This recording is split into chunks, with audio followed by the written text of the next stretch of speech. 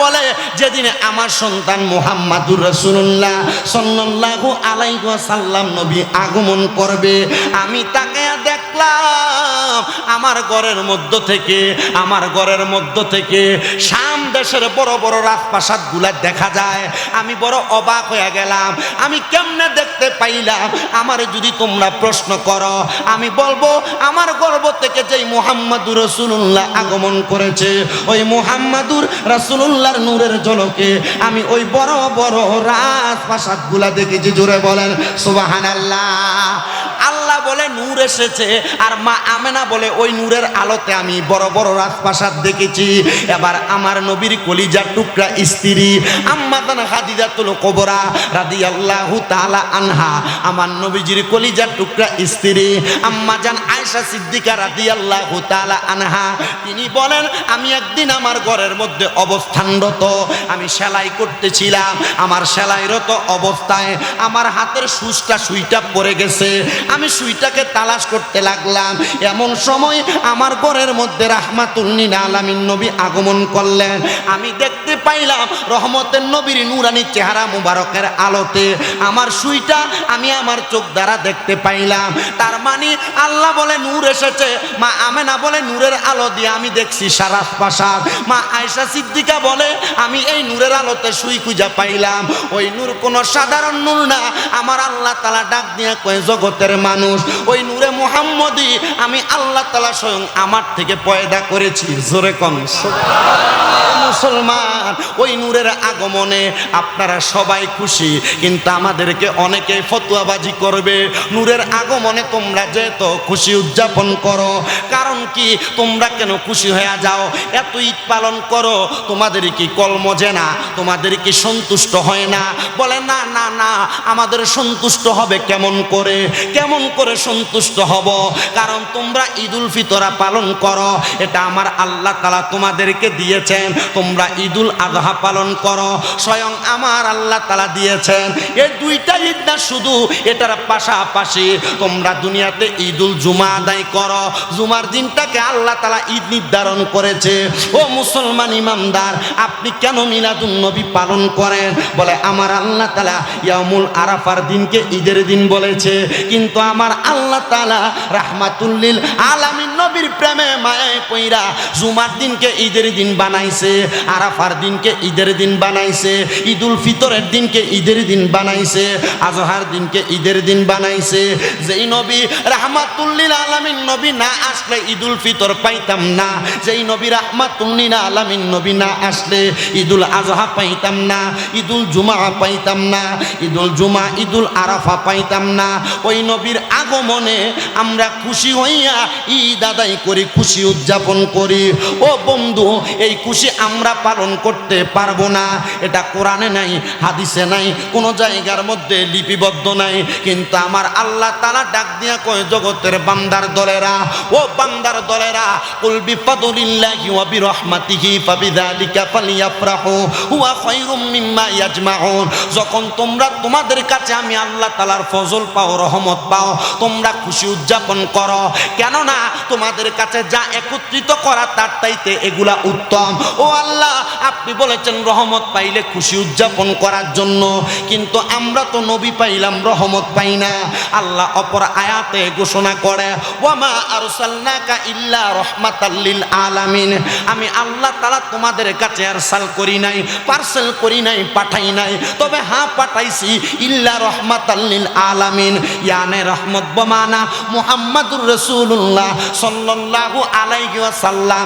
এই জায়গায় রহমত দ্বারা সাবেত হলো আমার নবী মুহাম্মদ মুস্তাফা আহমদ মুস্তাফা সাল্লাল্লাহু আলাইহি ওয়াসাল্লাম নবীজি। আল্লাহ বলে খুশি উদযাপন করো, তাইলে আল্লাহ তাআলার খুশি উদযাপন আমরা একা একা করি না, আমরা সবাইকে নিয়ে পালন করি। আপনাকে প্রশ্ন করবে, ও সুন্নি মুসলমানেরা, তোমরা যেই প্রচলিত নিয়মে ঈদ পালন করো, ঈদে মিলাদুন নবী বলে ঘোষণা দাও, এটা তো কেউ পালন করে নাই, নবীরা পালন করে নাই, সাহাবীরা পালন করে নাই। আমরা তাদেরকে বলবো, তাহলে পালন করে নাই, তাহলে কি তুমি মিলাদুন নবী মানো না? মনে রাখতে হবে, মিলাদুন নবী যারা অস্বীকার করে এরা কাফের, এরা মুশরিক বেঈমান, এটাতে কোনো সন্দেহ নাই। এবার আপনারা বলেন মিলাদুন নবী অস্বীকার করে এমন লোক কি আছে? না না, নাই নাই নাই। আর যদি স্বীকার মিলাদুন নবী অস্বীকার করে থাকে তাহলে সে কাফের। বলে হুজুর কওমিরা এরা মিলাদুন নবী মানে, কথা বলে না, কথা বলে না। মিলাদুন নবী আহলে হাদিসরা মিলাদুন নবী সব আহলে সুন্নাত ওয়াল জামাত ব্যতিরেকে অন্যান্য যারা আছে ওনারাও মিলাদুন নবী মানে। কিন্তু আমরা যে প্রচলিত নিয়মে করি তারা এই নিয়ম মানে না, কারণ তারাও জানে নবীর মিলাদ, মিলাদুন নবী মানে কি। সাধারণ পাবলিকের কাছে প্রশ্ন ছুটে দেয়, মিলাদুন নবী পালন করে সুন্নিরা যেটা করে এটা বেদাত, বলে কি বলে না? হ্যাঁ বেদাত। তো মিলাদুন নবী কি? যখন প্রশ্ন করবে আরো জিজ্ঞাসা করে মিলাদুন নবী মানে কি। মিলাদ শব্দ 3 অর্থে ব্যবহার হয়। কয় অর্থে? 3 অর্থে ব্যবহার হয়। তখন তার কাছে উত্তর ছুড়ে দিবা মিলাদ শব্দের অর্থ জন্ম, আর নবী মানে নবীর। তো মিলাদুন নবী মানে নবীর জন্ম বৃত্তান্ত, নবীর জন্ম। তাহলে এটা বেদাত হয় কেমনে? তুমি যদি নবীর জন্মকে অস্বীকার করো, কোন সন্তান যদি তার মার গর্ভের জন্ম অস্বীকার করে, এটা কি হালাল জাদা না হারাম জাদা? তো নবীর মিলাদ যে অস্বীকার করে এটা কি হালাল জাদা না হারাম জাদা? যে নবীর উম্মত হয়ে দুনিয়াতে আসলো তো তোমার উম্মতের লাইসেন্সও বাতিল। এই কথা বলেন, উম্মতের লাইসেন্সও তো বাতিল। যে নবী উম্মতের জন্য রহমতের নবী কান্না করতেছে, ওই নবীর উম্মতের লাইসেন্স যদি বাতিল করো তো আর উম্মত থাকে? এটা কাফের হয়ে যায়। এই কথা কন না কেন? ঠিক কিনা? ঠিক কিনা?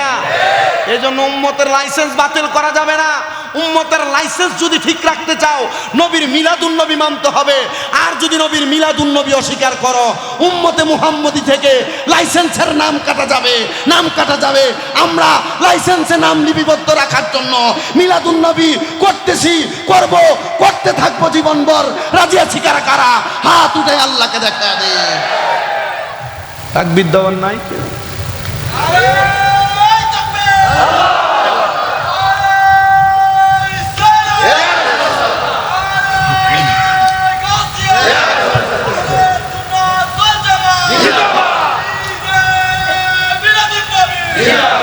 ধরে মারহাবা। এটা কুমিল্লা থেকে হাইরিং করা, সবাই ধরে বলি মারহাবা। আমরা যারা আহলে সুন্নাত ওয়াল জামাত দাবি করি আমরা মিলাদুন নবী পালন করি কেন? উম্মতে মুহাম্মদীর লাইসেন্সকে কি রাখার জন্য? কথা বলেন না কেন? উম্মতে মুহাম্মদীর লাইসেন্সকে। তাহলে মিলাদুন নবী আমরাও মানি, কওমিরাও মানে, আহলে হাদিসও মানে, সবাই মানে। কিন্তু ওনারা ঈদে মিলাদুন নবী মানতে রাজি না। কথা বলেন না? মিলাদুন নবী মানতে রাজি, ঈদে মিলাদুন নবী মানতে রাজি না। এ ভাই কি? তো ঈদ মানে কি? বলে খুশি। তো তুমি নবীর আগমনে খুশি হও নাই? বলে কি হইছো? তো বেদার হইছো? বলে হ। তো কেন বেদার হইছো? বলে এটার মানে হলো বেদার হওয়ার কারণ হইলো নবী যখন আগমন করতে সবাই খুশি হয়েছে, শয়তান বেদার হয়ে গেছে। তার মানে তুমি কে? বলে শয়তান। কথা বলে না? তুমি কে? তাহলে মিলাদুন নবীর ঈদকে যারা অস্বীকার করে এরা কি? ভাইজান আপনাকে আমি বিরোধিতা করা, বাজে মন্তব্য করা, খারাপ বলার আমার কোনো অধিকার নাই। আপনার কাছে আমার করজোরে আবদার, আপনি আগে ঈদে মিলাদুন নবীর অর্থ বুঝেন, এরপর মিলাদুন নবীর বিরোধিতা করেন। কথা বলেন না? ঠিক কিনা? তাহলে মিলাদুন নবী করতে বলছেন কে? আল্লাহ বলে কুল বিফাদুলিল্লাহি ওয়া বিরহমাতিহি ফাবিযালিকা ফালইফরাহু হুয়া খায়রুম মিম্মা ইয়াজমাউন। আল্লাহ বলছেন রহমত পাওয়ার পর, ফজল পাওয়ার পর খুশি উদযাপন করার কথা। আবার আল্লাহ নিজেই বলে, এখানে তো নবীর কথা বলে নাই, আপনাকে বলবে কিন্তু এখানে বলছে ফজল পাওয়ার পর খুশি উদযাপন করতে। এবার আপনাকে প্রশ্ন করবে তো নবীর নাম পাইলা কই? বলে আল্লাহ অপর আয়াতে বলে ওয়া মা আরসালনাকা ইল্লা রাহমাতাল লিল আলামিন। এখানে ফজল আর রহমত বলতে নবীকে বোঝাইছে। নবীকে পাইয়া খুশি উদযাপন করি, কারণ সুন্নিরা মন আছে। আল্লাহ তাআলা ধন দেয় নাই, গরু 2টা 3টা 5টা 7টা জবে করে তাবারুক বিতরণ করে মিলাদ পালন করি। এরা হিংসার জাত, এরা হিংসুক, এরা টাকা খরচ করতে চায় না, বখিল। মিলাদুন নবী করলে খাওয়ানো লাগবে, কিন্তু ফুটলা নিয়ে ধরাইয়া দিলে বলে খুশি। কথা বলেন ঠিক কিনা? তবরুকের গাঠটি পাইলে বড় খুশি, মিলাদুন নবী খায় একবারে বেদাত বেদাত বলো, কিন্তু মিলাদুন নবীর তবরুক বড় দাম। কথা বলেন না ঠিক কিনা? আল্লাহ তাআলা এগুলা থেকে আমাদেরকে হেফাজত করুক, আমিন বলেন। সালাতুনিয়া ওই চেয়ারের মানুষটা আমাকে দেন, জামালে আশিকা বাশদ মুহাম্মদ, খেয়ালে ও বরা বাশদ আহমদ। সালাতুনিয়া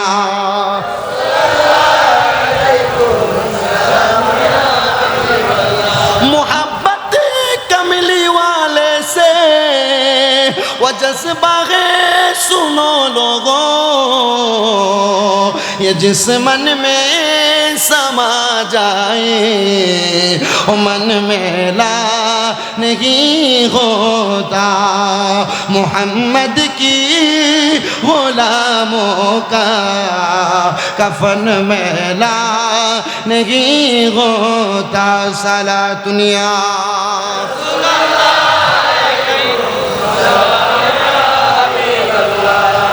এবার আমার মুসলমান ইমানদারেরা, আমরা নবীর মিলাদুন নবীতে খুশি হয়ে গেলাম, কারণ আল্লাহ তাআলা নূর প্রেরণ করেছেন। মা আমেনা নূরের আলোতে সামদেশ দেখেছেন, আর মা আয়েশা সিদ্দিকা নূরের আলো দিয়া সুই খুঁজা পাইলেন। ও মা আয়েশা সিদ্দিকা, এই নূরটাকে আপনি পাওয়ার পর আপনি এই নূরের মর্যাদা কেমন বুঝতে পারলেন?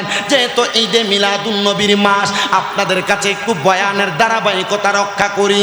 আম্মা জান আয়েশা সিদ্দিকা রাদিয়াল্লাহু তাআলা আনহা বলেন, আমার নূরের নবী রাহমাতুল লিল আলামিন নবীজি আমার ঘরের মধ্যে যেদিন আগমন করতেন, আমি আমার নবীজিকে দেখা আমি আয়েশা সিদ্দিকার চোখ জুড়ে যাইতো। আমি আয়েশা সিদ্দিকা তাকায় দেখতাম রাহমাতুল লিল আলামিন নবী আমার ঘরের মধ্যে থাকা অবস্থায় হঠাৎ করে আমার বিছানা থেকে হারায়া যাইতেন। আমি আমার মাথা মুবারক উঠাইতাম, আর আমি আমার ঘরের ডাইনে বামে তাকাইতাম। ও আম্মা জান আয়েশা সিদ্দিকা, আপনি ডানে তাকাইতেন, আপনি বামে তাকাইতেন, আপনি কি মুহাম্মাদুর রাসূলুল্লাহকে দেখতেন না? মা আয়েশা সিদ্দিকা বলেন, আমি অবাক হয়ে যাইতাম। আমি মনে করতাম মনে হয় আমার নবী আমার ঘর থেকে নবীজির কোনো স্ত্রীর ঘরে চলে গিয়েছেন। হঠাৎ করে একদিন আমি তাকে দেখলাম আমার রাহমাতুল লিল আলামিন নবীজি নামাজের মুসল্লার মধ্যে দাঁড়িয়ে আছেন। আমার নবী এমন লম্বা করে নামাজ আদায় করতেছেন, আমার নবী এমন লম্বা করে নামাজ আদায় করতেছেন। আমি তাকে দেখলাম আমার নবীর কেরাত বড় লম্বা, আমার নবী রুকুতে যাচ্ছেন, আমার নবীর রুকু বড় লম্বা, আমার নবী রুকু থেকে দাঁড়াচ্ছেন, আমার নবীর রুকু থেকে সোজা হয়ে দাঁড়ানো বড় লম্বা, আমার নবী দাঁড়ায় আবার সেজদাতে যাচ্ছেন, নবীজির সেজদা বড় লম্বা, সেজদা থেকে উঠার পর বৈঠক বড় লম্বা, দ্বিতীয় সেজদা বড় লম্বা। আমার নবীজি এমন করতে করতে 2 রাকাত নামাজ আদায় করেছেন। আমার নবীজি যখন সালাম ফিরাচ্ছেন, সালাম ফিরানোর পরবর্তীতে সুবহে সাদিকের সময় শুরু হয়ে যাবে, ফজরের ওয়াক্ত হয়ে যাবে। আমি আমার নবীজির কাছে গেলাম, তাকে দেখলাম আমার নবীজির চোখ মুবারকগুলো লাল হয়ে গেছে। আমি তাকে দেখলাম নবীজির চোখ মুবারকগুলো দিয়ে বায়া বায়া পানি পড়তেছে, নবীজির দাড়ি মুবারকগুলো ভিজে গেছে। আমার নবী রাহমাতুল লিল আলামিন নবীজির পা মুবারকের গোড়ালি মুবারকগুলো ফুলে গেছে। আমি আয়েশা সিদ্দিকা ডাক দিলাম, ইয়া রাসূলুল্লাহ, ইয়া হাবিবাল্লাহ নবী, ও মায়ের নবীজি, আপনি এত কষ্ট করে নামাজ আদায় করতেছেন, কারণটা কি নবী? আপনি একবার বলেন না। আমার নবী ডাক দিয়া বলে, আয়েশা, ও আয়েশা, আমি নবীকে আমার আল্লাহ তাআলা কোরআনুল কারীমের আয়াত নাযিল করে দিয়েছি, ওয়া মিনাল লাইলি ফাতাহাজ্জাদ বিহি নাফিলাতাল লাকা আসা আইয়াবাসাকা রাব্বুকা মাকামাম মাহমুদা। আমি নবীকে বলেছেন আপনি রাতের কিছু অংশ তাহাজ্জুদের নামাজ আদায় করেন, অতি সত্বর আপনার প্রশংসার জায়গা মাকামে মাহমুদ দেওয়া হবে। হে আয়েশা, আমি নবী তাহাজ্জুদের মুসল্লার মধ্যে পড়ে পড়ে কান্না করি। আম্মা জান আয়েশা সিদ্দিকা বলে, ইয়া রাসূলুল্লাহ, আমার আল্লাহ না বলেছে ইন্না আ'তাইনা কাল কাউসার, নিশ্চয় আমি আপনাকে কাউসার দান করেছি, কাউসারের মালিক। কিন্তু আপনি নবী নামাজের রত অবস্থায় কেন এভাবে কান্দেন? আপনি তাকে দেখেন খেজুর পাতার মাদুরির মধ্যে নামাজ পড়তে পড়তে আপনি নবীর পা মুবারকগুলো ফুলে গেছে। ইয়া রাসূলুল্লাহ, আপনি নবীর চোখ মুবারক কান্না করতে করতে ফুলে গেছে, চোখগুলো লাল লাল হয়ে গেছে, দাড়ি মুবারকগুলো ভিজে গেছে। মায়ার নবী, তবুও কেন আপনি কান্না করেন? আমার নবী বলে, আয়েশা রে, আমার উম্মত গুনাহ করবে, আমি নবী সেটা নিয়ে ভয় করি না। আমার উম্মত দুনিয়াতে বাজে কাজ করবে, আমি নবী সেটা নিয়ে ভয় করি না। আমি নবী ভয় করি আমার উম্মতটি শিরিকের মধ্যে লিপ্ত লিপ্ত হয়ে যায়, আমার উম্মতনি দুনিয়ার জমিনের মধ্যে শিরিকে লিপ্ত হয়ে যায়। ইয়া রাসূলুল্লাহ, বুঝতে পারলাম আপনার উম্মত শিরিকে লিপ্ত হয়ে যাবে, এই জন্য আপনি এত কান্না করেন কেন? আপনি নবী এত কষ্ট করে না ঘুমায়া আপনি কেন নামাজ আদায় করতেছেন, আবার চোখের পানি ফালায়া কাঁদতেছেন? আমার নবী বলে, আয়েশা, আমার আল্লাহ তাআলা আমার উম্মতকে আমি নবীর এক একটা সেজদার বিনিময়ে মাফ করে দিবে। মায়েশা ডাক দিয়ে বলে, ইয়া রাসূলুল্লাহ, ইয়া হাবিবাল্লাহ, মাফ করে দিবে কথা তো সত্য, ও নবী, তাহলে আপনার চোখের মধ্যে কেন পানি দেখা যায়? আমার নবী বলে, আয়েশা রে, ও আয়েশা, শুনো শুনো শুনো, আমি নবীর এক একটা ফোঁটা রক্ত মোবারকের বিনিময়ে আমার আল্লাহ তাআলা আমি নবীর লক্ষ লক্ষ কোটি কোটি গুনাহগার উম্মতকে নাজাত দিয়ে দিবে। ওরে উম্মতের মায়াই নবী কান্দানে যারে যার, মাফ করে দাও হে আল্লাহ, গার বলেন মাফ করে দাও হে উম্মতের মায়াই নবী কান্দানে যারে যার, উম্মতের যার, মাফ করে দাও ও হে আল্লাহ, গার বলেন দয়ার নবী, মার মায়ার নবী, মারহাবা মারহাবা মারহাবা মারহাবা নবীজি আমার, মাফ করে দাও হে গার পড়েন, মাফ করে দাও হে আল্লাহ। সেই নবীজির প্রেমেতে হলে দিওয়ানা, দুনিয়া আখিরাতে বই যে থাকবে না, বই যে থাকবে না। সেই নবীজির প্রেমেতে হলে দিওয়ানা, দুনিয়া আখিরাতে বই যে থাকবে না, বই যে থাকবে না। চলো নবীর পথ ধরে, লোভ লালসা সব ছেড়ে, চলো নবীর পথ ধরে।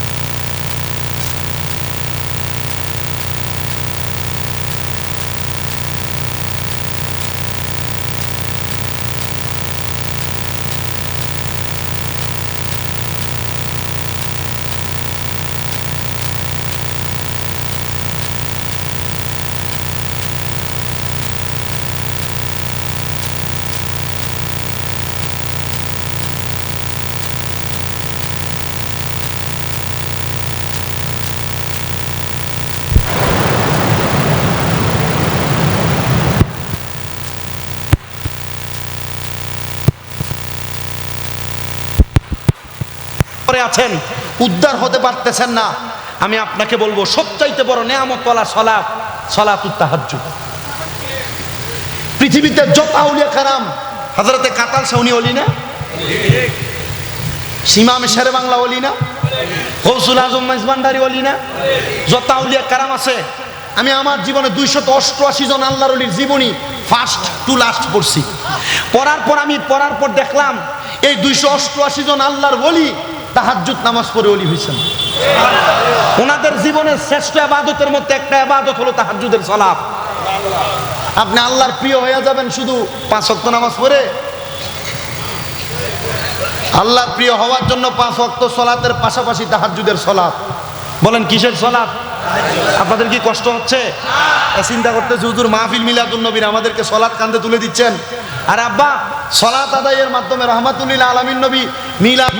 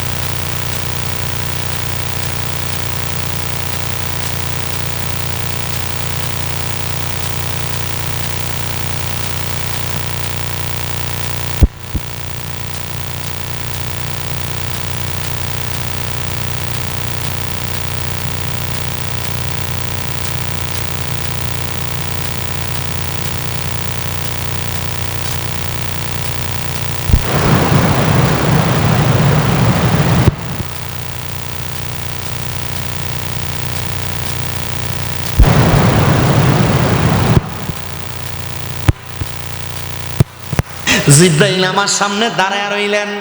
জিব্রাইল আমি নবীকে প্রশ্ন করি, ইয়া রাসূলুল্লাহ, ইয়া হাবিবাল্লাহ, নবী গো, আপনি নবীজি কেন এমন ভাবে কান্না করেন? আপনি নবীর চোখ মুবারকের এক ফোঁটা পানি যখন নিচে পড়েছে, আমার আল্লাহ তাআলা আমি জিব্রাইলকে ডাক দেব,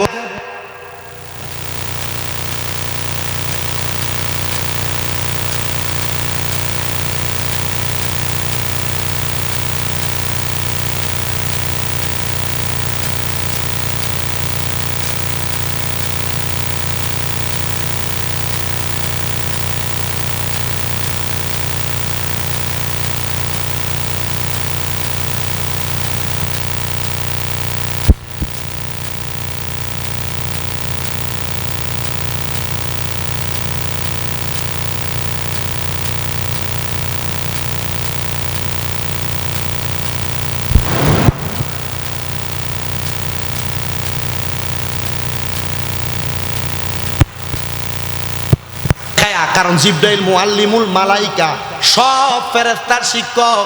ফেরেশতারা না বলছিল আমাদেরকে আর খলিফাদেরকে যেন দুনিয়াতে না পাঠায়, কারণ ফেরেশতারা জানতো আমরা মারামারি করবো, ভাই ভাইয়ের গলাতে ছুরি চালাইমু, একজন আরেকজনের মাথা ফাড়াইমু। ওই সময় আমার আল্লাহ তাআলা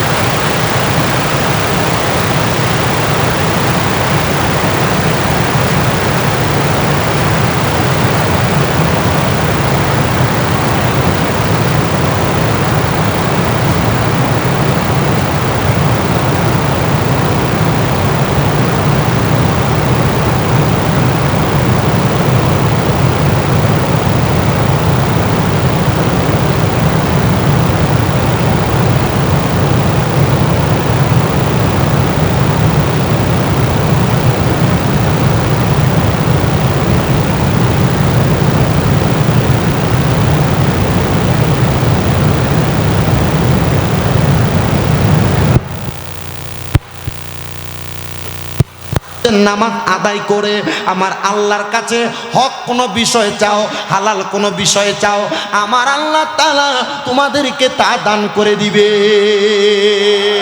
জোরে সোরে পড়ি সুবহানাল্লাহ।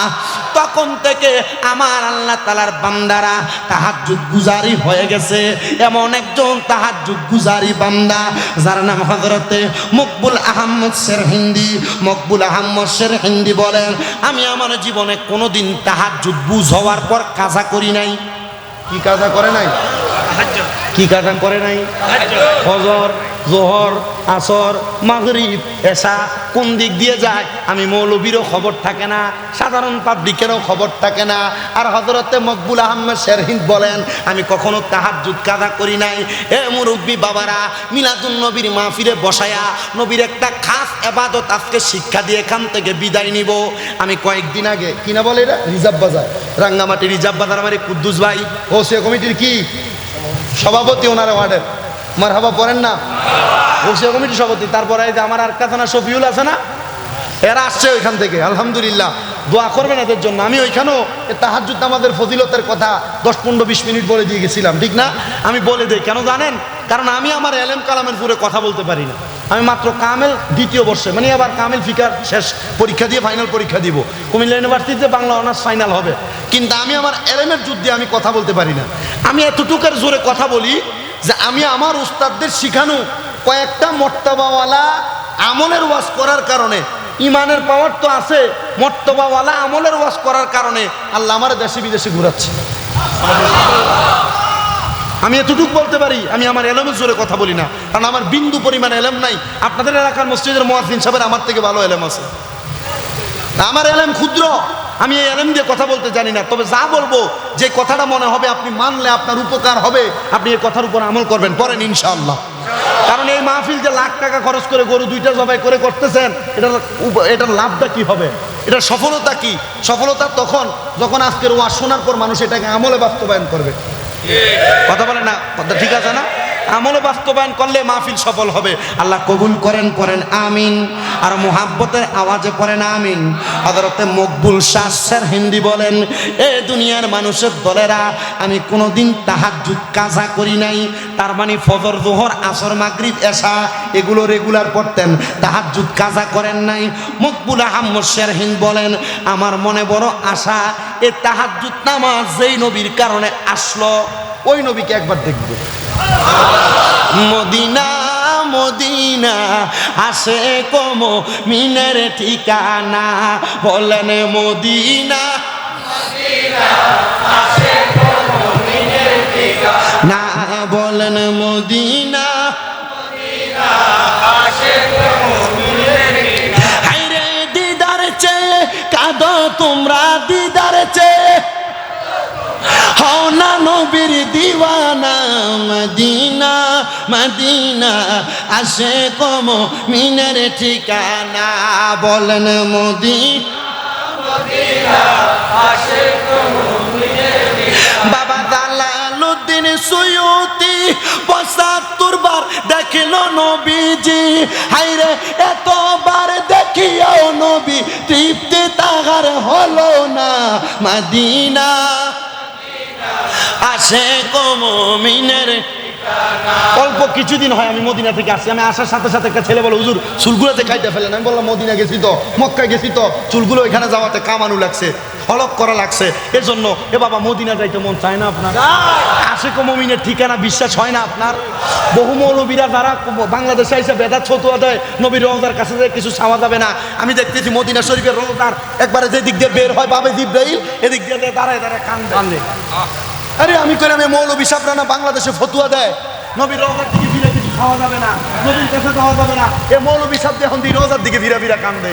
তার মানে বোঝা যায় নবীর রওজাতেও কিছু কথা, নবীর রওজাতেও কিছু। তো মদিনা যাইতে চাই কারা কারা? হাত তুলে দেখায়, এ দুইটা হাতকে নবীর রঙের পতাকা বানানোর পর মদিনা মদিনা আসে কম মিনের ঠিকানা, বলেন মদিনা আসে কম। আরে দিদার চেয়ে কাঁদো তোমরা, দিদার চেয়ে হও না নবীর দিওয়ানা, মদিনা মদিনা আসে কম মিনের ঠিকানা, হায়রে মদিনা মদিনা আসে মিনের ঠিকানা। কালো হাফসি বেলালে ভালোবাসলো ওই পাগলে রে, ইসলামের প্রথম মুয়াজ্জিন, ইসলামের প্রথম মুয়াজ্জিন বানাইলেন রাব্বানা, মদিনা আসে কম মিনের ঠিকানা, বলেন মদিনা মকবুল শের হিন্দি বলেন, জগতের মানুষ, যেই তাহাজ্জুদের নামাজ আমি কাজা করি নাই, আমার বড় শখ হইল আমি ওই তাহাজ্জুদ নামাজ যেই নবীর কারণে পাইলাম, আমি ওই নবীকে একবার স্বপ্ন দেখার জন্য, ওই নবীর দিদার পাওয়ার জন্য। বলেন ও আমার গাবতলের বাবারা, রাঙ্গুনিয়া চট্টগ্রামের বাবারা, আমরা সবাই ওই নবীর দিদার পাইতে চাই কি চাই না? ডাক দিয়া বলে রে, আমি নবীর দিদার পাওয়ার জন্য তিনটা আমল করতাম, তিনটা আমল করতাম। ও মকবুল আহমদ শেরহিন্দ, আপনি কোন তিনটা আমল করতেন? বলে, এক নাম্বার, 5 ওয়াক্ত নামাজের পরে আমি আমার নবীর উপরে বেশি বেশি দুরূদ শরীফ আদায় করতাম। 2 নাম্বার আমল, আমি আমার নবীর দিদার পাওয়ার জন্য তাহাজ্জুদের নামাজ পড়তাম। 3 নাম্বার আমল, আমি যখন ঘুমাইতে যাইতাম, আমি ঘুমাইতে যাওয়ার আগে আমার নবীর উপরে একটা দুরূদ পড়তাম। ও মকবুল আহমদ শেরহিন্দ, আপনি কোন দুরূদ পড়তেন? বলে, ওই দুরূদ হলো সাল্লাল্লাহু আলাইকা ইয়া রাসূলুল্লাহ। অন্য কোনো বড় দুরূদ না, ছোট্ট একটা দুরূদ পড়তাম, সাল্লাল্লাহু আলাইকা ইয়া মুহাম্মদ, সাল্লাল্লাহু আলাইকা ইয়া রাসূলুল্লাহ। মকবুল আহমদ শেরহিন্দ বলেন, আমি প্রত্যেক দিন আমার নবীজির উপর দুরূদ পড়ে পড়ে ঘুমাইতাম, প্রত্যেক দিন নামাজের পরে দুরূদ পড়তাম, প্রত্যেক দিন আমি আমার রহমতের নবীর দিদার পাওয়ার জন্য তাহাজ্জুদের নামাজ আদায় করতাম। কিন্তু আমার কপাল বড় মন্দ, আমার বয়স 65 হয়ে গেছে, আমার বয়স ভারী হয়ে গেছে, আমি আমার নবীর দিদার পাই না। আমার এলাকার মানুষ আমারে মন্দ বলে। বলে, কেন মন্দ বলে? তারা আমারে বলে, বয়স 65 হয়ে গেছে, এখনো পর্যন্ত মকবুল আহমদ শেরহিন্দ বিবাহ করে নাই, একটা সন্তান নাই, বিবাহ করে নাই, দুনিয়ার জমিনে ফরজ ইবাদত করে নাই। ও মকবুল আহমদ শেরহিন্দ, তুমি বুঝি নবীর এত পাগল, নবীর জন্য পাগল হইয়া তুমি বিবাহ করো নাই, কারণটা কি বলবানি রে মকবুল আহমদ শেরহিন্দ? উনি বলেন, অন্য কোনো কারণ না, কারণ আমার মনের ভিতরে একটাই ইরাদা, আমি যদি বিবাহ করি, আমি যদি সাংসারিক জীবনের মোহে মায়ায় পড়া যাই, আমি আমার নবীর উপর দুরূদ আদায় ঠিক মতো করতে পারবো না। আর আমার নবীর দিদার আমি কেন পাই নাই? যদি আল্লাহর কাছে বলি, আল্লাহ যদি বলে আমি দুনিয়ার মায়ায় পইরা, পরিবারের মায়ায় মোহয় পইরা আমি বেশি দুরূদ পড়তে পারি নাই, এই জন্য নবীর দিদার পাই নাই, আমি এই জন্য দুনিয়াতে বিবাহ করতেছি না। হযরতে মকবুল আহমদ শেরহিন্দ বলেন, আমি এই চিন্তা করতে করতে আমার যখন বয়স 65, আমার এলাকার সব মানুষ আমাকে ধরেছে, এ মকবুল, তুমি শরীয়তের বিধান লঙ্ঘন করতেছ, বিবাহ করো না। আমাদের এলাকায় এমন বয়স্ক কোনো মানুষ নাই যেই মানুষটা বিবাহ করে নাই, তুমি তাড়াতাড়ি বিবাহ করো। হযরতে মকবুল আহমদ শেরহিন্দ বলে, আমি এলাকার মানুষের চাপের মুখে পড়ে গেলাম। তারা আমাকে বলতে লাগলো আমি যেন বিবাহ করি। আমি তাদের কথা শুনলাম, আমি তাদের কথা শুই না বিবাহ বন্ধনে আবদ্ধ হয়ে গেলাম। আমার বিবাহ হইল, কিন্তু আমি মকবুল আহমদ শেরহিন্দ বিবাহ করার পরে আমার স্ত্রীকে নিয়ে আমি যখন বাসরালয়ের মধ্যে প্রবেশ করলাম, বাসর ঘরে প্রবেশ করে আমি আল্লাহর কোরআন নবীর হাদিস মোতাবেক আমার স্ত্রীর সঙ্গে মেলামেশা কইরা আমি সুন্দর করে আমার বিছানার মধ্যে শোয়া। আমি প্রথম রাত্র, যেই রাত্রে মাহারামার অবস্থায় হয়, ওই রাত্রে স্বামী স্ত্রীর মেলামেশা হয় না। ওই রাত্রে আমি আমার স্ত্রীর সঙ্গে কথা বইলা সুন্দর কথোপকথন কইরা শুয়া রইলাম। কিন্তু আমি ওই দিন রাত্রবেলা আমার নবীর উপর দুরূদ আদায় করতে ভুলে গেছি। দুরূদ আদায় করতে প্রত্যেক দিন ঘুমাইতে যাওয়ার আগে দুরূদ পড়তো সাল্লাল্লাহু আলাইকা ইয়া, 5 ওয়াক্ত নামাজের পরে দুরূদ পড়তো সাল্লাল্লাহু আলাইকা ইয়া, নবীর দিদার পাওয়ার জন্য নামাজ পড়তো সালাতুত তাহাজ্জুদ, তাহাজ্জুদের নামাজ। কিন্তু এই বিয়ে করার কারণে এই দিন রাত্রে তাহাজ্জুদ পড়ার দুরূদ শরীফ পড়তে ভুলে গেছে। আপনি চিন্তা করে দেখছেন? দুনিয়ার মোহ, দুনিয়ার মায়াই কিন্তু আমাদেরকে ইবাদত থেকে দূরে রাখে, ঠিক না? বাড়িতে বিবাহ লাগছে, দেখেন গান বাজনা ডিজে পার্টির কনসার্ট প্যাকেজ সব হচ্ছে, হয় কি হয় না? বিবাহের অনুষ্ঠান গায়ে হলুদে ডিজে পার্টির কনসার্ট হয় না? এদিকে হয় না? মোশাহারা হয়, মারহাবা পড়েন আলহামদুলিল্লাহ। যারা মোশাহারা করে তাদেরকে ধন্যবাদ, আল্লাহর পক্ষ থেকে উত্তম জাযা। আপনারা গান বাজনা বন্ধ করছেন। তবে যদি গান বাজনা হয়, মনে রাখবেন এই বিবাহের মাধ্যমে যে সন্তান জন্মগ্রহণ করবে, এই সন্তান আমার মনে হয় না মা বাপরে বাদ দিবে। এই সন্তান মা বাবার বাধ্যগত সন্তান হবে আমার মনে হয় না। কারণ যে বিবাহ শুরুই হয়েছে হারাম কাজ দিয়া, প্যাকেজ দিয়া, গান বাজনা দিয়ে। এই বিবাহের মাধ্যমে সন্তান আগমন করলে এই সন্তান কি হবে না? মা বাবার বাধ্যগত সন্তান হবে না। এজন্য বাধ্যগত সন্তান বানানোর জন্য আগে আপনি আপনার বিবাহের মধ্যে, আগে আপনার পরিবারের মধ্যে, আপনার এলাকার মধ্যে যে বিবাহ হচ্ছে প্যাকেজ ডিজে পার্টির কনসার্ট, এগুলো বন্ধ করতে হবে। কথা বলেন না ঠিক কিনা? যদি গাবতলা এলাকায় বন্ধ থাকে, পুরো রাঙ্গুনিয়াতে বন্ধ হতে হবে। পুরো রাঙ্গুনিয়াতে বন্ধ থাকলে পুরো চট্টগ্রামে বন্ধ করতে হবে। আর যদি বন্ধ না হয়, এই বিবাহের মাধ্যমে সন্তান মা বাবার বাধ্যগত সন্তান হবে না। আল্লাহ আপনি সমাজকে ইসলামমুখী সমাজ বানিয়ে দেন। আরো জোরে পড়েন আমিন। তাহলে আমাদের বিবাহ, আমাদের সুন্নতে খাতনা, আমাদের এলাকার যত রকমের অনুষ্ঠান হোক না কেন, না পুরানি কানপুরানি বহু অনুষ্ঠান হয়, হয় কি হয় না? এই অনুষ্ঠান যেন আমাদেরকে নামাজ থেকে দূরে না রাখে, এই অনুষ্ঠান যেন আমাদেরকে রোজা থেকে দূরে না রাখে, এই অনুষ্ঠান যেন আমাদেরকে গুনার দিকে না নিয়ে যায়, আমরা সেই চিন্তা করতে হবে। আল্লাহ কবুল করেন, পড়েন আমিন। আর মুহাব্বতে পড়েন আমিন। হযরতে মকবুল আহমদ শারহিন বলেন, আমি এবার যখন ঘুমায় গেলাম, এই ঘুমের মধ্যে আমি হঠাৎ করে তাকায় দেখলাম আমার চোখের সামনে কে যেন সাদা রঙের পোশাক পরা, কাপড় দেওয়া, আমি ওনাকে চিনি না, কিন্তু ওনার কাপড়ের ভিতর থেকে এমন একটা নূরের আলোক রশ্মি বের হচ্ছে, যে আলোক রশ্মি আমার চোখের মধ্যে লাগার কারণে আমি অবাক হয়ে যাচ্ছি। আমি আমার স্বপ্নের অবস্থায় ওনাকে প্রশ্ন করলাম, কে আপনি, আপনার পরিচয় কি? উনি আমাকে বলতেছে, এ হযরতে মকবুল আহমদ শারহিন, এ শারহিন, তোমার কাছে আমার আবদার, প্রতিদিন তুমি আমি নবীর উপর দুরূদ আদায় করে ঘুমাইতা,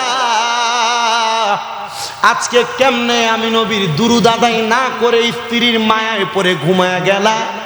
আমি নবী প্রত্যেক সময় তোমার দুরূদ শরীফের আওয়াজ আমি নবীর কান মুবারকে শুনতে পাই। তিরমিজি শরীফের সরাসরি হাদিস শরীফ, রহমতের নবীকে কেউ যদি মুহাব্বতে দুরূদ আদায় করে, এবং কি মিশকাতুল মাসাবিতে হাদিস শরীফ উল্লেখ, নবীজির উপর কোন রহমত, কোন বান্দা যদি, কোন উম্মত যদি দুরূদ শরীফ পড়ে, আল্লাহর ফেরেশতারা নবীজির কাছে এই দুরূদ পৌঁছায়, আল্লাহর ফেরেশতারা এই দুরূদ শরীফ পৌঁছায়। কিন্তু কোন মুমিন, নবীর কোন আশিক যদি নবীর উপর দুরূদ শরীফ আদায় করে, নবী বলেন শুধু দুরূদ শরীফ আদায় যেই ব্যক্তি করে, আমি নবী তাকে চিনি, সে কোন জায়গায় বসে দুরূদ শরীফ আদায় করে আমি তার পরিচয় জানি। আমি নবী নিষ্কান মুবারকে তার দুরূদের আওয়াজ শুনতে পাই। এটা হচ্ছে আশিক। এটা কে? সাধারণ উম্মত দুরূদ শরীফ পড়তেছে, নবীর কাছে ফেরেশতা পৌঁছায়, নবীজি হাজির। নবীজি সুন্নিদের আকীদা, বলেন না সুন্নিদের আছে তো, বিশ্বাস আছে তো? নবী কবরে আসতে পারে, বিশ্বাস আছে তো? নবীকে ডাক দিলে নবী আসতে পারে, বিশ্বাস আছে তো? আন-নাবিয়্যু আওলা বিল মুমিনিনা মিন আনফুসিহিম আওলা বিমান আকরা নফস বিমানারু, ইমানদারের জানের চাইতে আরো কাছে নবীজি। জোরে পড়ি সুবহানাল্লাহ। তো নবীজিকে উম্মতে মুহাম্মদী দুরূদ পড়লে ফেরেশতারা পৌঁছায়। বাতিল ফেরকা আপনারা দলিল দেয়, নবী যদি হাজির হয় তো নবীর কাছে ফেরেশতা দুরূদ পৌঁছায় কেন? নবী কি কানে শুনে না? বলে কি বলে না? বেয়াদব। নবী শুনে। নবীর প্রতি যদি উম্মত মুহাব্বত নিয়ে, ইশক নিয়ে আশিকে রাসূল হয়ে দুরূদ পড়ে, ওই দুরূদ নবী নিজ কানে শুনে, যে পড়ে তার পরিচয় আমার নবী জানে। জোরে সরে পড়ি সুবহানাল্লাহ। তাহলে আশিক হয়ে পড়লে নবী শুনে, আশিক হয়ে পড়লে নবী। তো দুরূদ পড়ার সময় কিভাবে পড়বেন? আশিক হয়ে পড়বেন। আপনি দুরূদ পড়ার সময় আঙ্গুল ফুটান, মশা মারেন, দুরূদ পড়ার সময় তবারুক দেছো না, এটা করো না, এটা করো না, এগুলা করতেছেন, এগুলা করা যাবে? তো সবাই একটু দুরূদ শরীফ পড়েন। আল্লাহুম্মা সাল্লি আলা সাইয়্যিদিনা মুহাম্মদ নাবি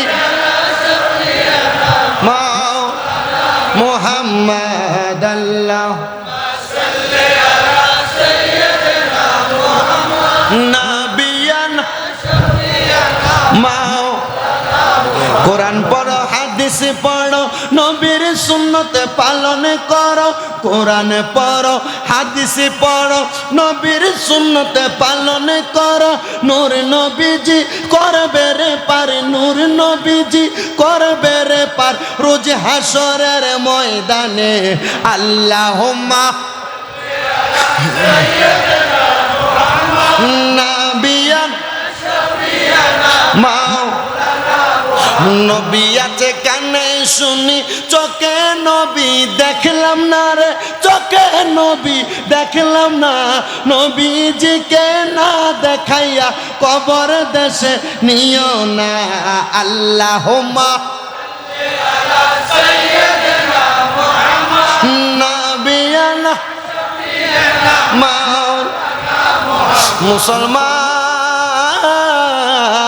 হযরতে মকবুল আহমদ শারহিন বলে আমার নবীজি আমার ঘরের মধ্যে হাজির হয়ে গেছে আমি এই কথা শুই না রহমতের নবীকে বললাম ইয়া রাসূলুল্লাহ নবী গো এতদিন পর্যন্ত আজকে 65 বছর আমি আপনি নবীর দুরূদ আদায় করি কিন্তু আমি আমার চোখ দিয়া আপনি নবীরে দেখি না ও নবী গো আজকে আপনার চেহারা মুবারক আমারে একবার দেখান না আমার নবী কয় মকবুল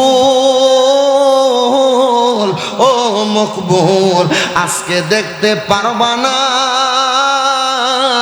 বলে কেন গো নবী বলে আজকে দুরূদ পড়ো নাই মকবুল বলে নবী 65 বছর পইরো তো দেখতে পারলাম না আজকে না পড়ার কারণে আপনি নবী আমার কাছে আসছেন ও নবী গো আজকে আপনার চেহারা মুবারক আমারে দেখান না আমার নবী কয় মকবুল এখন থেকে তুমি পরিবারের মায়ায় থাকবা ও মকবুল এখন তুমি তোমার পরিবারকে ভালোবাসবা পরিবারকে মায়া করবা পরিবারকে আদর যত্ন করবা এরপর যেই সময় পাইবা সেই সময় তুমি আমি নবীর উপর দুরূদ পড়বা আনাস ইবনে মালিক রাদিয়াল্লাহু তাআলা আনহু হাদিস বর্ণনা করে উনি বলতেছে জগতের মানুষ রে ও দুনিয়ার মানুষের দলেরা আমি আনাস ইবনে মালিক আমার নবীর কাছে জিজ্ঞাসিত করলাম ইয়া রাসূলুল্লাহ ইয়া হাবিবাল্লাহ নবী গো ও দয়ার নবী মায়ার নবীজি আমি কতক্ষণ সময় আপনি নবীর উপর দুরূদ আদায় করব